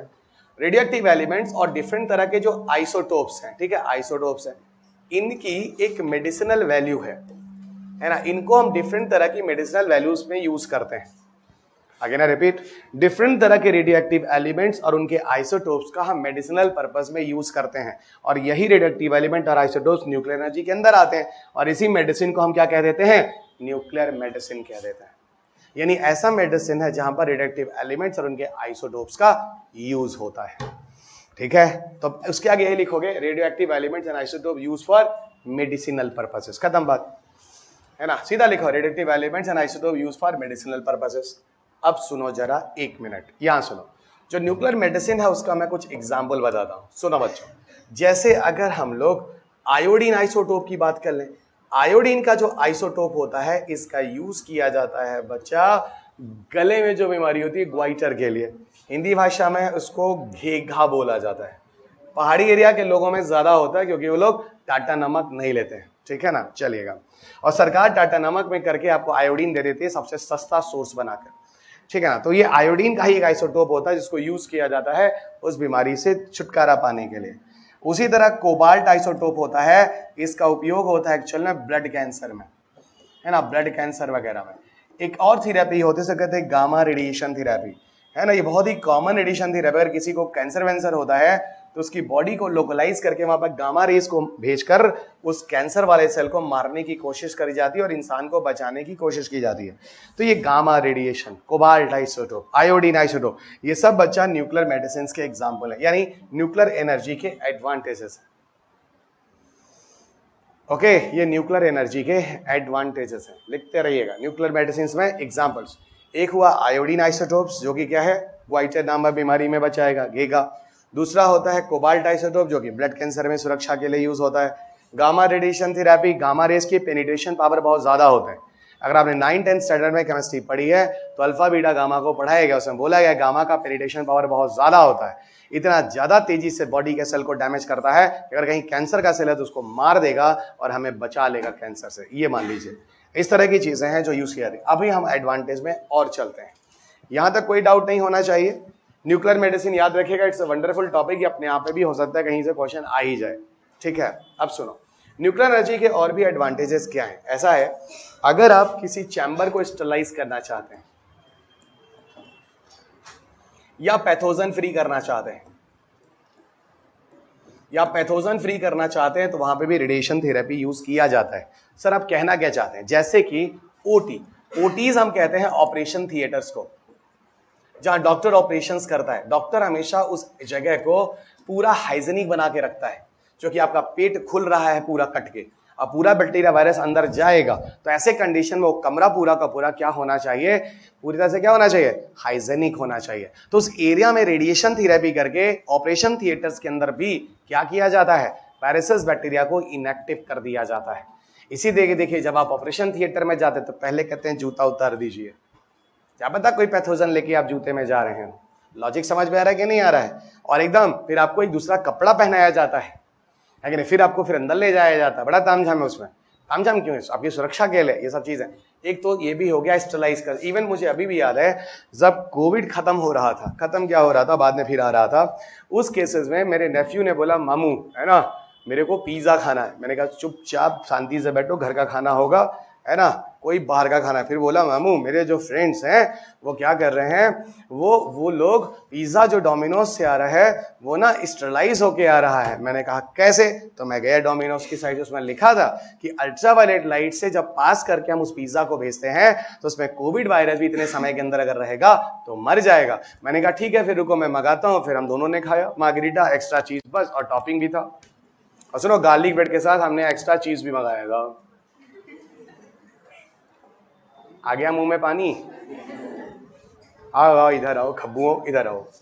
तो सर इनडायरेक्टली आप क्या समझा रहे थे पिज्जा के साथ, भाई फूड आइटम्स को भी हमने स्टरलाइज किया था, किससे, अल्ट्रावायलेट लाइट से। इसका मतलब अल्ट्रावायलेट रेडिएशन जैसी चीजें खाने वाने की चीजों में भी जो होती हैं वो उनको पैथोजन फ्री कर देती हैं। पैथोजन होता है बच्चा डिजीज कॉजिंग एजेंट। तो एग्जाम्पल में लिख रहा हूं रवि सर और उनका भांजा है ना जो डोमिनो का पिज्जा खाया था, है ना, ये सारे के सारे एग्जाम्पल अच्छा बेहतरीन एग्जाम्पल है।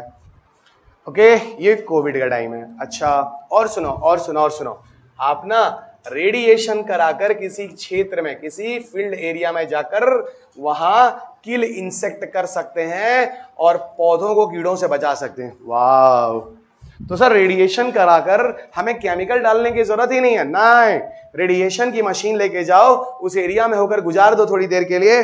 वहां अगर कोई भी इंसेक्ट है जो पौधे को खा के बर्बाद कर रहा है, जिसको मारने के लिए आप लोग केमिकल इंसेक्टिसाइड का यूज करते हैं, उसकी कोई जरूरत नहीं है। ठीक है, उसकी कोई जरूरत नहीं है, ये चीज ध्यान रखिएगा। और आगे चलो बच्चों, ठीक है, उसकी कोई जरूरत नहीं है। ये होगा रेडिएशन किल इंसेक्ट्स। Everybody clear? ठीक है, अब बताओ, एडवांटेज तो खत्म होने का नाम ही नहीं ले रहा है। हम बंद कर दें कि अभी और लिखाएं? मतलब पैसा दिए और मिल जाए तो क्या बुरा है कि नहीं? काम भर का हो गया, ठीक है, अब एक्स्ट्रा जमा करना पड़ेगा। ठीक है, अब हम और नहीं सोचेंगे। ठीक है, अब हम और नहीं सोचेंगे, हो गया। अच्छा चलो एक और सोच लेते हैं। जानते हो जो प्लांट ब्रीडर्स होते हैं, प्लांट ब्रीडर समझते हो?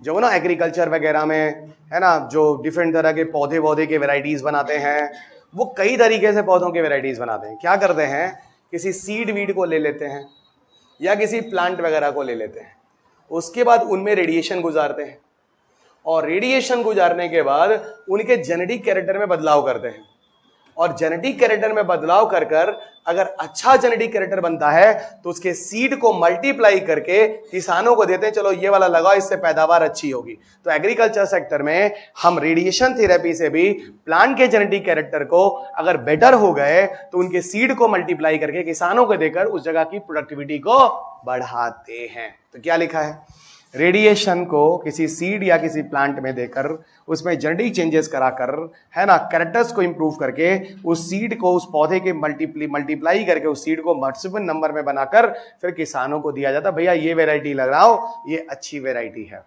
अब हमको मत बोलो, नहीं तो हम और सोचेंगे तो और आ जाएगा। और सोचेंगे आप, एक नंबर के बात बदमाश लोग हो तुम लोग।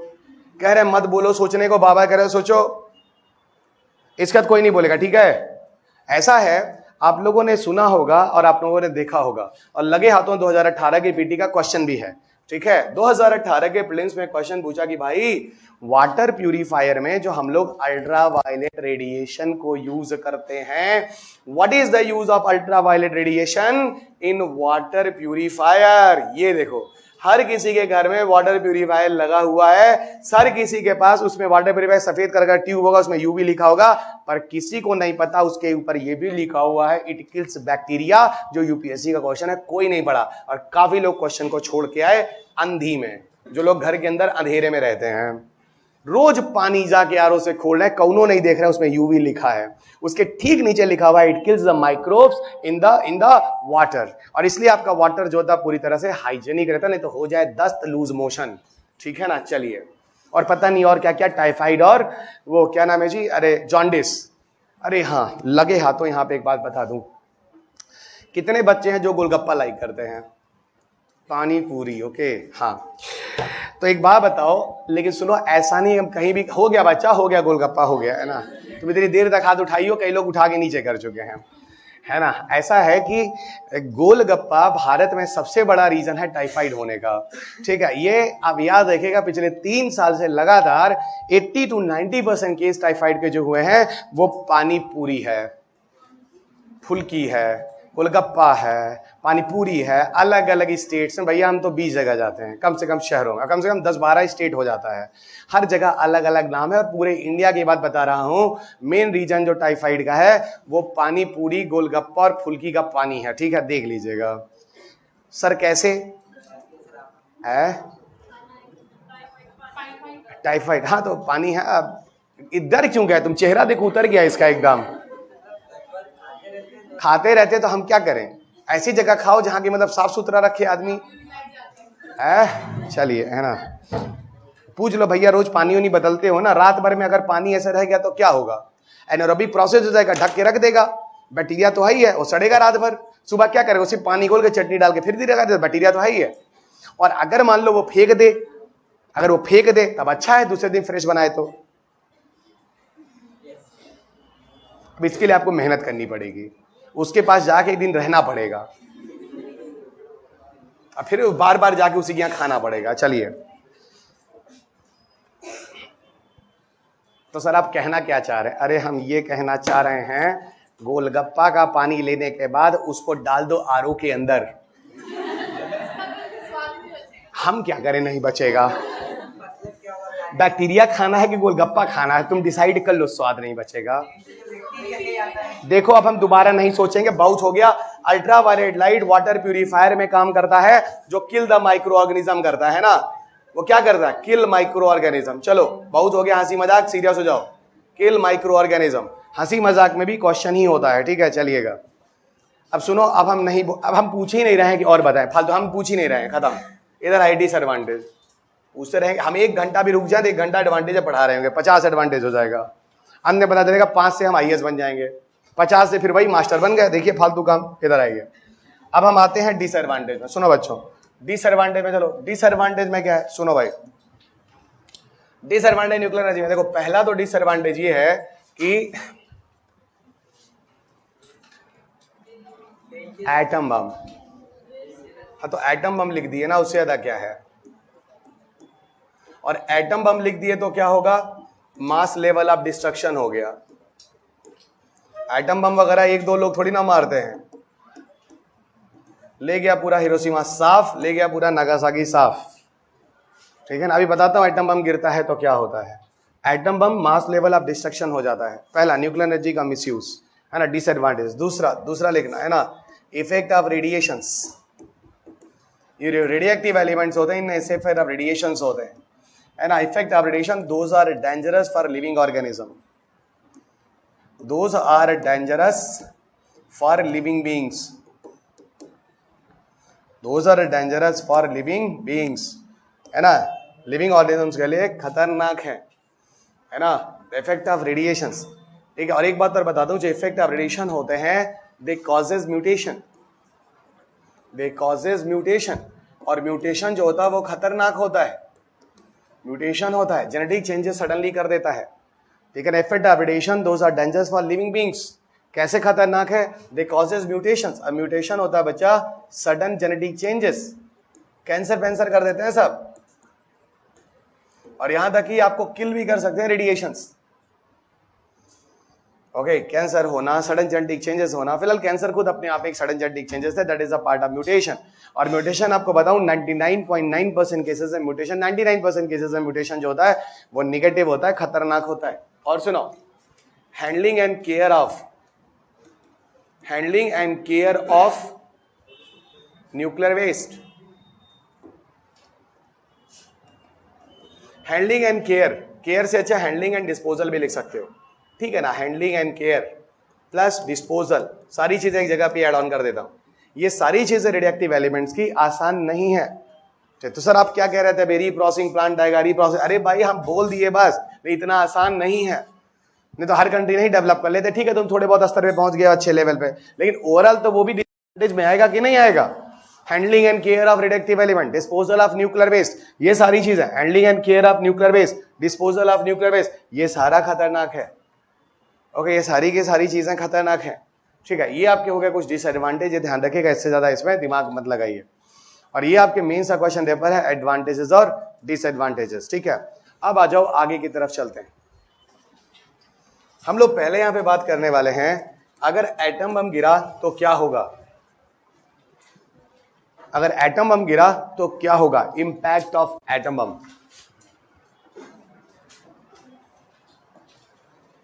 सर ये सब क्यों पढ़ा रहे हैं, अरे भैया इसी के बाद एक अलग क्वेश्चन तैयार होगा।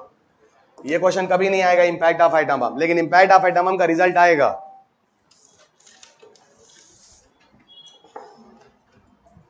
सो impact of atom bomb,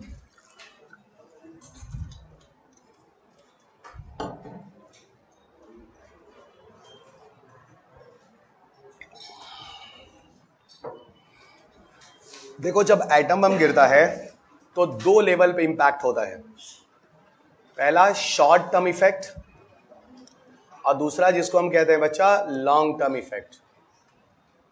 atom bomb गिरता है तो 2 लेवल पे प्रॉब्लम होती है, पहला जिसे हम कहते हैं short term impact and second one is a long term impact, ठीक है। जो शॉर्ट टर्म इंपैक्ट होता है वो क्या होता है, देखो जब एटम बम गिरता है तो उस एरिया का हीट या टेम्परेचर बहुत बढ़ जाता है। क्या बढ़ जाता है, हीट या टेम्परेचर जो होता है वो बहुत बढ़ जाता है। उस एरिया का हीट और टेम्परेचर बहुत बढ़ जाता है। तो जब एटम बम गिरता है तो उस एरिया का हीट या टेम्परेचर बहुत बढ़ जाता है। 200 degree Celsius, 300 degree Celsius, 400 degree Celsius, 800 degree Celsius, 1000 degree Celsius. Sir कुछ बचेगा बोलने लायक? वही तो हम कह रहे हैं इनडायरेक्टली, कुछ बचा कहाँ इतना टेम्परेचर बढ़ने लगा तो। ठीक है ना? तो सर कहने का क्या मतलब है? कहने का ये मतलब है कि अगर हम हिंदी लिखें तो ज्यादा अच्छा होगा। सब कुछ क्या हो गया? भस्मारती की तरह भस्म हो गया। और यहां ऐसा भस्मारती की तरह भस्म हुआ है कि भस्म भी नहीं मिलेगा अगर इतना ज्यादा टेम्परेचर पे चीज जल गई तो। बात समझ में आ रही कि नहीं आ रही है? कहने का मतलब है बच्चों, इतना ज्यादा टेम्परेचर उस एरिया का बढ़ जाता है कि इंसान की परछाई तक मुश्किल से दिखती है। इस हिसाब से बॉडी खत्म होती है और इतनी तेजी से इंसान को मारता है कि एक पल में इंसान खत्म, सब स्किन खत्म, उड़ गया, सब धुआं बन के, गैस बन के हवा में डिसॉल्व हो गया। सोचो, तड़पने का भी मौका नहीं मिलता और दूसरे पल हम नहीं हैं। सर कैसी मौत बता रहे हो, फालतू बात मत करो, हम तुमको समझाने की कोशिश कर रहे हैं, हम फालतू बात हम भी नहीं बताना चाह रहे हैं। तो सर ये तो बहुत अच्छा है, इसमें दर्द भी नहीं हुआ, हम है भी नहीं। एग्जैक्टली कुछ ऐसा समझो। नहीं समझ में आई बात? अब यही सब रह गया, फालतू फालतू गंदी गंदी चीज सोचना। आईएएस बनना, इतना बड़ा बड़ा काम करना, एक दिन हम फोन करेंगे, सब भी गाड़ी में बैठ बैठ के एक दिन आएंगे, हम घूमेंगे, आईएएस की गाड़ी में बैठेंगे और तुम लोग ये सब फालतू बात कर रहे हो। चलिएगा ठीक है सर, हम समझ गए। लेकिन सुनो, ये जो माहौल होता है बच्चा, ये तब तक होता है जब तक यूरेनियम उस न्यूक्लियर बम के अंदर लगा होता है। यूरेनियम जल रहा होता है, हीट बढ़ रहा होता है, यूरेनियम जल रहा होता है, हीट बढ़ रहा होता है। सबको पता है एटम बम में कोई रिएक्ट मॉडरेट वो कंट्रोल रॉड और नहीं होता, वहां पे उसको बढ़ने दो, चेन रिएक्शन करने दो, हीट बढ़ने दो, लोगों को मारने दो। क्योंकि रिएक्शन जो होता है एटम बम का, वो कंट्रोल नहीं होता है। वो क्या होता है? वो अनकंट्रोल्ड रिएक्शन होता है। याद है ना? इलेक्ट्रिसिटी बनानी है, न्यूक्लियर एनर्जी, तो रिएक्शन तो क्या करना होगा? कंट्रोल। और एटम बम बनाना है तो क्या करना होगा? अनकंट्रोल। तो ये अनकंट्रोल रिएक्शन है। अब उस एरिया में जब आग लग जाएगी तो 3 महीना 4 महीना तक आग लगी हुई है, और आग लगी हुई है तो धुआं और धुआं और धुआं, यहां तक कि बिल्डिंग और मॉन्यूमेंट्स भी राख नहीं बचता है। तो सर फिर हुआ क्या? अरे भाई, ये ईंट वीट भी, सीमेंट उमेंट भी क्या होगा?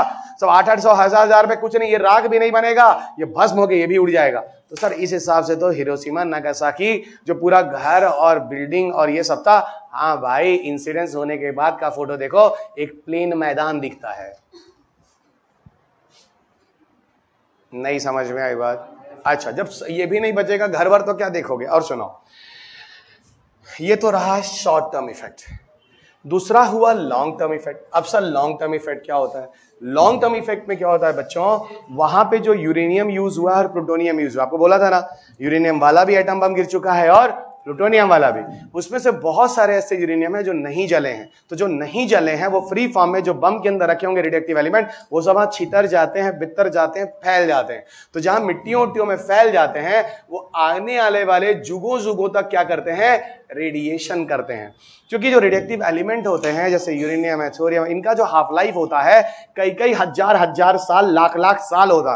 तो सर पता नहीं सर क्या मिलियन साल तक ये सब वहां पर रेडिएशन करेंगे। हाँ, और इसी वजह से वहां पर म्यूटेशन होते रहते हैं, इसी वजह से उनकी नस्लें खराब हो गई हैं। सर समझ गए? इसीलिए आप इनडायरेक्टली कह रहे हैं हिरोशिमा नागासाकी में वो सारे रेडिएशन वाले रेडिएक्टिव एलिमेंट मिट्टी में पड़े हुए हैं, छितरे हुए हैं, उनको वहां से हटा पाना पॉसिबल नहीं है। और अगर थोड़े बहुत लेवल पे है तो भी ठीक है, लेकिन अभी भी बहुत सारे ऐसे हैं जिसकी वजह से वहां पे रेडिएशन होता है। वहां के जो बच्चे हैं, बच्चों के बच्चे हैं, और 3 जनरेशन तक आज भी लोग वहां पे फिजिकली डिसेबल हैं, आज भी लूहे, लंगड़े और अपंग होते हैं।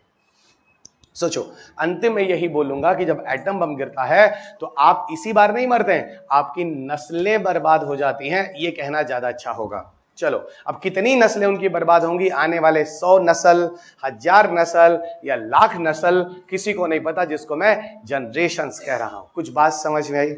अब बताओ, 1-2 एटम बम गिरे जिसका नुकसान इस हद तक हुआ कि आज भी लोग वहां के भोग रहे हैं। Everybody clear? ये है एटम बम और उसका खतरा। सुनिएगा भी। तो सर ये बताओ, अब इसमें क्या, असल में मुझे इस टॉपिक को किसी चीज से जोड़ना है। मुझे ये बताना, अगर किसी जगह पर 3 से 4 महीने की अगर आग लग गया तो सोचो उस एरिया में ऊपर कितना क्लाउड होगा। सोचो बस सोचो, सर इतना क्लाउड होगा, इतना क्लाउड होगा, इतना डेंस क्लाउड होगा और इतना इतना डेंस हो जाएगा। सर आपकी बात से समझ में आ रहा है कि इतना हो जाएगा कि मतलब बता भी नहीं पा रहे हैं कितना हो जाएगा, इसीलिए बार बार डेंस हो जाएगा बोल रहे हैं और बार बार ऐसा दिखा रहे हैं। एग्जैक्टली। और ये जो इतना डेंस क्लाउड हो जाएगा, बताओ ये कितने दिन के लिए वहां पर रहेगा? सुनो, कई कई महीना और हो सकता है कई साल तक भी हो। और ये घटना मैं तुमको सिर्फ हिरोशिमा का नहीं बता रहा हूं, ये सेम घटना नागासाकी में भी हुई है। ये सेम घटना सिर्फ हिरोशिमा में ही नहीं हुई है, ये सेम घटना नागासाकी में भी हुई है। हुआ क्या है, अब इसके हो जाने से बहुत ज्यादा मैसिव और मैसिव और मैसिव और मौसिव हो जाने से क्या होता है बच्चा, आग खत्म हो चुका है, नीचे गर्मी खत्म हो चुकी है, अब कोई आग नहीं लगा है, लेकिन इतना क्लाउड बन चुका है, डस्ट का स्मोक हो चुका है कि ऊपर कई कई महीने तक जमा है। और इतना मोटा क्लाउड है कि ऊपर से आने वाले सूरज की रोशनी को नीचे कर देता है इज इक्वल टू 0 और धीरे धीरे नीचे का टेम्परेचर गिर जाता है। और इसी को पूरी दुनिया में न्यूक्लियर विंटर के नाम से जाना जाता है। तो न्यूक्लियर विंटर की घटना ये हिरोशिमा नागासाकी में देखने को मिली थी, जब हाँ सब कुछ जलकर खत्म हो चुका था। उसके कुछ महीनों के बाद उस एरिया में नीचे टेम्परेचर सीधा कम हो गया। और एक बात बताओ, इस पूरे पृथ्वी पर टेम्परेचर के पीछे कारण क्या है? जल्दी बोलो। सन नहीं, ओनली सन। क्योंकि सन बोलोगे तो लगेगा क्या पता कुछ और भी चांसेस हो, और जब मैं ओनली सन बोलूंगा तो सीधा कंफर्म हो जाता है कि यहां कोई और चांस बिल्कुल नहीं है। समझा ले गया हूं मैं? जल्दी बोलो, समझा ले गया हूं मैं? ठीक है। और इसको बोला गया न्यूक्लियर। आज से लगभग 15 साल पहले, 20 साल पहले यूपीएससी मेंस के पेपर में, आप देखा पुराने टीचर से पढ़ने में, अनुभवी टीचर पढ़ने में और मेहनती टीचर से पढ़ने में, जो आज भी अपनी जान दे देता है एकदम बच्चों के लिए, इनका निकलना चाहिए कि नहीं? क्योंकि मैं तुम्हारे अंदर खुद को देखता हूं। एक समय ऐसा था जब मैं वहां बैठा होता था और सामने टीचर से ही उम्मीद करता था अच्छे से पढ़ा दो प्रभु, अच्छे से पढ़ा दो। तो वो चीज आज मैं भी देखता हूं, तुम लोग भी सोचते होगे अच्छे से पढ़ा दो प्रभु, अच्छे से पढ़ा दो। है कि नहीं? है कि नहीं? तब इसीलिए तो हमको म्यूचुअली प्यार मिला, वन साइडेड थोड़ी ना होता है। बच्चा भी बहुत चालू है आजकल। क्या तो चालू नहीं है? बोलो चालू हो कि नहीं हो? बिल्कुल चालू है, बहुत चालू है, एकदम सही। सुनो, चालू रहना, क्योंकि यूट्यूब पे चल क्या रहा है, आपको बेवकूफ बनाने की प्रथा। जो जितना बड़ा बेवकूफ बना पाएगा उतना ज्यादा अमीर और रईस हो जाएगा। देखिए आजकल टीचर लोग पढ़ाना छोड़ के ललन टॉप पे जा रहे हैं। पढ़ाकर नहीं सर, देश को बदल कर, शॉर्ट रील्स बनाकर, है कि नहीं? ये है देश। यहां पढ़ाई लिखाई की कोई वैल्यू नहीं है, यहां फालतू बातों की वैल्यू ज्यादा है। चलिए, अब हमने न्यूक्लियर विंटर पढ़ा लिया। अब हम तुमको न्यूक्लियर विंटर क्या है, बातों में खत्म हो गया। न्यूक्लियर विंटर अब के जमाने का क्वेश्चन नहीं है, 2 डिकेड पहले का क्वेश्चन है। ठीक है, चलिएगा, आप पढ़िएगा तो आपको दिखेगा जरूर। और सुनो, आपको जो बुक दी गई उसमें मैंने लिखा हुआ न्यूक्लियर विंटर के बारे में थोड़ा सा, कि आप जानो तो एटलीस्ट। चलो, हम लोगों ने न्यूक्लियर एनर्जी में सब कुछ कर लिया। अब मुझे ऐसा कुछ नहीं दिखता कि मुझे आपको अब न्यूक्लियर एनर्जी में कुछ बताने की जरूरत 1% कहीं दूर दूर तक कोई ऐसा टॉपिक हो जो छूट गया हो, कोई सीन नहीं दिख रहा। अभी भी दिमाग में ऐसा कुछ नहीं है जो न्यूक्लियर एनर्जी में आ रहा हो। एक बार मैं बस अपनी किताब को पलट लेता हूं कि कुछ ऐसा ना हो कि कुछ ऐसा हो जाए। फाइनली कुछ नहीं है, न्यूक्लियर एनर्जी खत्म है।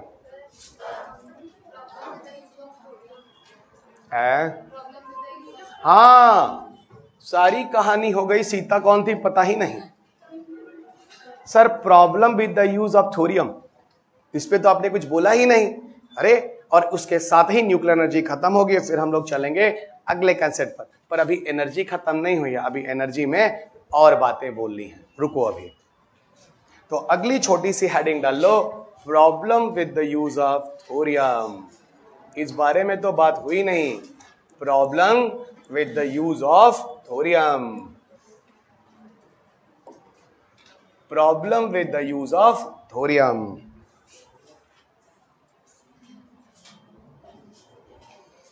सो problem with the use of thorium, क्या है problem with the use of thorium? सुनो बच्चों, ऐसा है, आप सबको पता है कि थोरियम यूरेनियम से बेहतर है। पिछला लेक्चर, ठीक है, पिछली क्लास। और सबको पता है कि थोरियम भारत में सबसे ज्यादा है। तो एक्साइटमेंट बनता है कि नहीं बनता है? और फिर भी भारत थोरियम में या ओवरऑल न्यूक्लियर एनर्जी में सिर्फ 2 से 3% है। तो फिर ये क्वेश्चन तो बनता ही बनता है कि सर फिर थोरियम को लेके ऐसी क्या प्रॉब्लम है?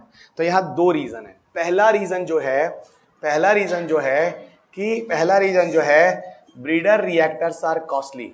जिन रिएक्टर्स में हम इनको यूज करेंगे वो रिएक्टर बड़े महंगे हैं, उनको ले पाना, कहीं से खरीद पाना इज नॉट इजी टास्क, या बनाना भी it is very difficult task. तो पहला हो गया ब्रीडर रिएक्टर्स आर कॉस्टली, और दूसरा हो गया टीडी। दूसरा हो गया टीडी। टीडी का मतलब होता है टेक्नोलॉजी डिमॉन्स्ट्रेशन। इसका मतलब होता है टेक्नोलॉजी डिमॉन्स्ट्रेशन। ये हो गया बच्चों टेक्नोलॉजी डिमॉन्स्ट्रेशन। अब सब टेक्नोलॉजी डिमॉन्स्ट्रेशन का मतलब क्या होता है? टेक्नोलॉजी डिमॉन्स्ट्रेशन का मतलब होता है कि छोटे लेवल पर तो ये टेक्नोलॉजी डेवलप हो गई है, बट अभी इसको और ज्यादा बड़े लेवल पर डेवलप करने की जरूरत है ना, और ज्यादा बड़े लेवल पर इसको डेवलप करने की जरूरत है। ठीक है एवरीवन? ठीक है, तो यहां पर लिख लो टेक्नोलॉजी डिमॉन्स्ट्रेशन के बारे में एट स्मॉल लेवल। इसको लिख लो क्योंकि अभी टीडी मैं तुमको 3 जगह बोलूंगा, और ट्रस्ट मी 2 जगह मैं तुमको धो धो के डांटूंगा, क्योंकि जो मैं आज लिखा रहा हूं ना, अभी 2 दिन बाद तुम लोग अगले लेक्चर में तुम लोग ऐसे ही उल्टा सीधा करने वाले हो, याद ही नहीं आएगा क्या है ये। इसीलिए मैं दिखाऊंगा, दिन पेज पलटवाऊंगा, टीडी दिखाऊंगा, जब क्योंकि आएगा आरएलवी पढ़ाऊंगा, reusable launch vehicle, TD, scramjet engine पढ़ाऊंगा, वहां बोलूंगा टीडी, और वहां पे मैं टीडी नहीं समझाऊंगा क्योंकि मैं टीडी यहां लास्ट समझा दे रहा हूं, और सुनो लिखवा भी दे रहा हूं। लिखो एट स्मॉल लेवल टीडी लिखो, at small level this technology is developed, at small level this technology is developed but further need of more improvement. At small level this technology is developed but further need of more improvement.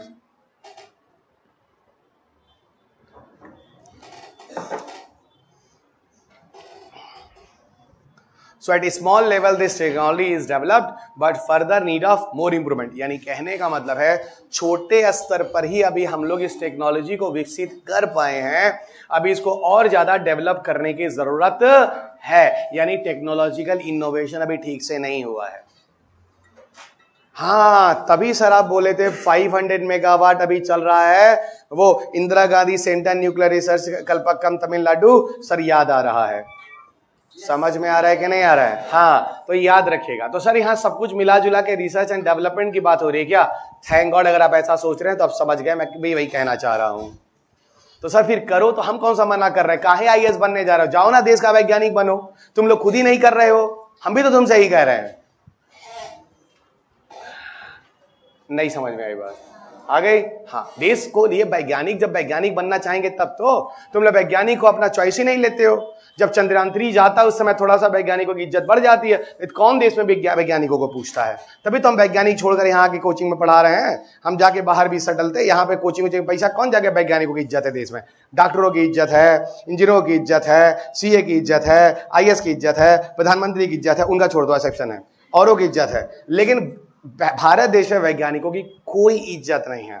इसीलिए हमारे देश के वैज्ञानिक यहाँ financially poor होते हैं, यहाँ socially boycotted होते हैं, मतलब कोई समाज में भी कोई इज्जत नहीं है ना। ये लोग बाहर जाते हैं, देश से बाहर, अमेरिका में जाते हैं, खुराना साहब नोबेल प्राइज पा जाते हैं, अमेरिका में जाते हैं लोग, बड़ा बड़ा कैंसर का रिसर्च कर डालते हैं। अमेरिका न्यूयॉर्क में बैठा सबसे ज्यादा साइंटिस्ट हमारे भारत का बैठा हुआ है, सर्न एक्सपेरिमेंट में सबसे बड़ा काम हमारा भारतीय कर रहा है। ये सारा का सारा काम, ब्रुकहेवन नेशनल लेबोरेटरी जो दुनिया का सबसे महंगा लेबोरेटरी, सबसे महंगा है, उसमें सबसे ज्यादा साइंटिस्ट हमारे वैज्ञानिक भारतीय बैठे हुए हैं। सर क्यों? क्योंकि भारत जैसे देश में कोई रिसोर्स है नहीं अनुसंधान करने के लिए, और है भी तो किस लायक है आप लोग जानते हैं। तो सर इसमें सरकार को करना चाहिए, सरकार को बिल्कुल करना चाहिए, लेकिन सरकार करे तब तो सर आप ये बातें इतनी क्यों बोल रहे हैं? 2013 मेंस का क्वेश्चन है ये, 2013 मेंस का क्वेश्चन है, पता नहीं इसमें है कि नहीं है। 2013 वाला है, अगर है तो पहला ही क्वेश्चन होगा 2013। नहीं है भाई, 2013 का पहला क्वेश्चन नहीं मिल गया। तो अच्छा ये देखो, तो सर आप इशारों में मेंस का क्वेश्चन बता रहे थे, और क्या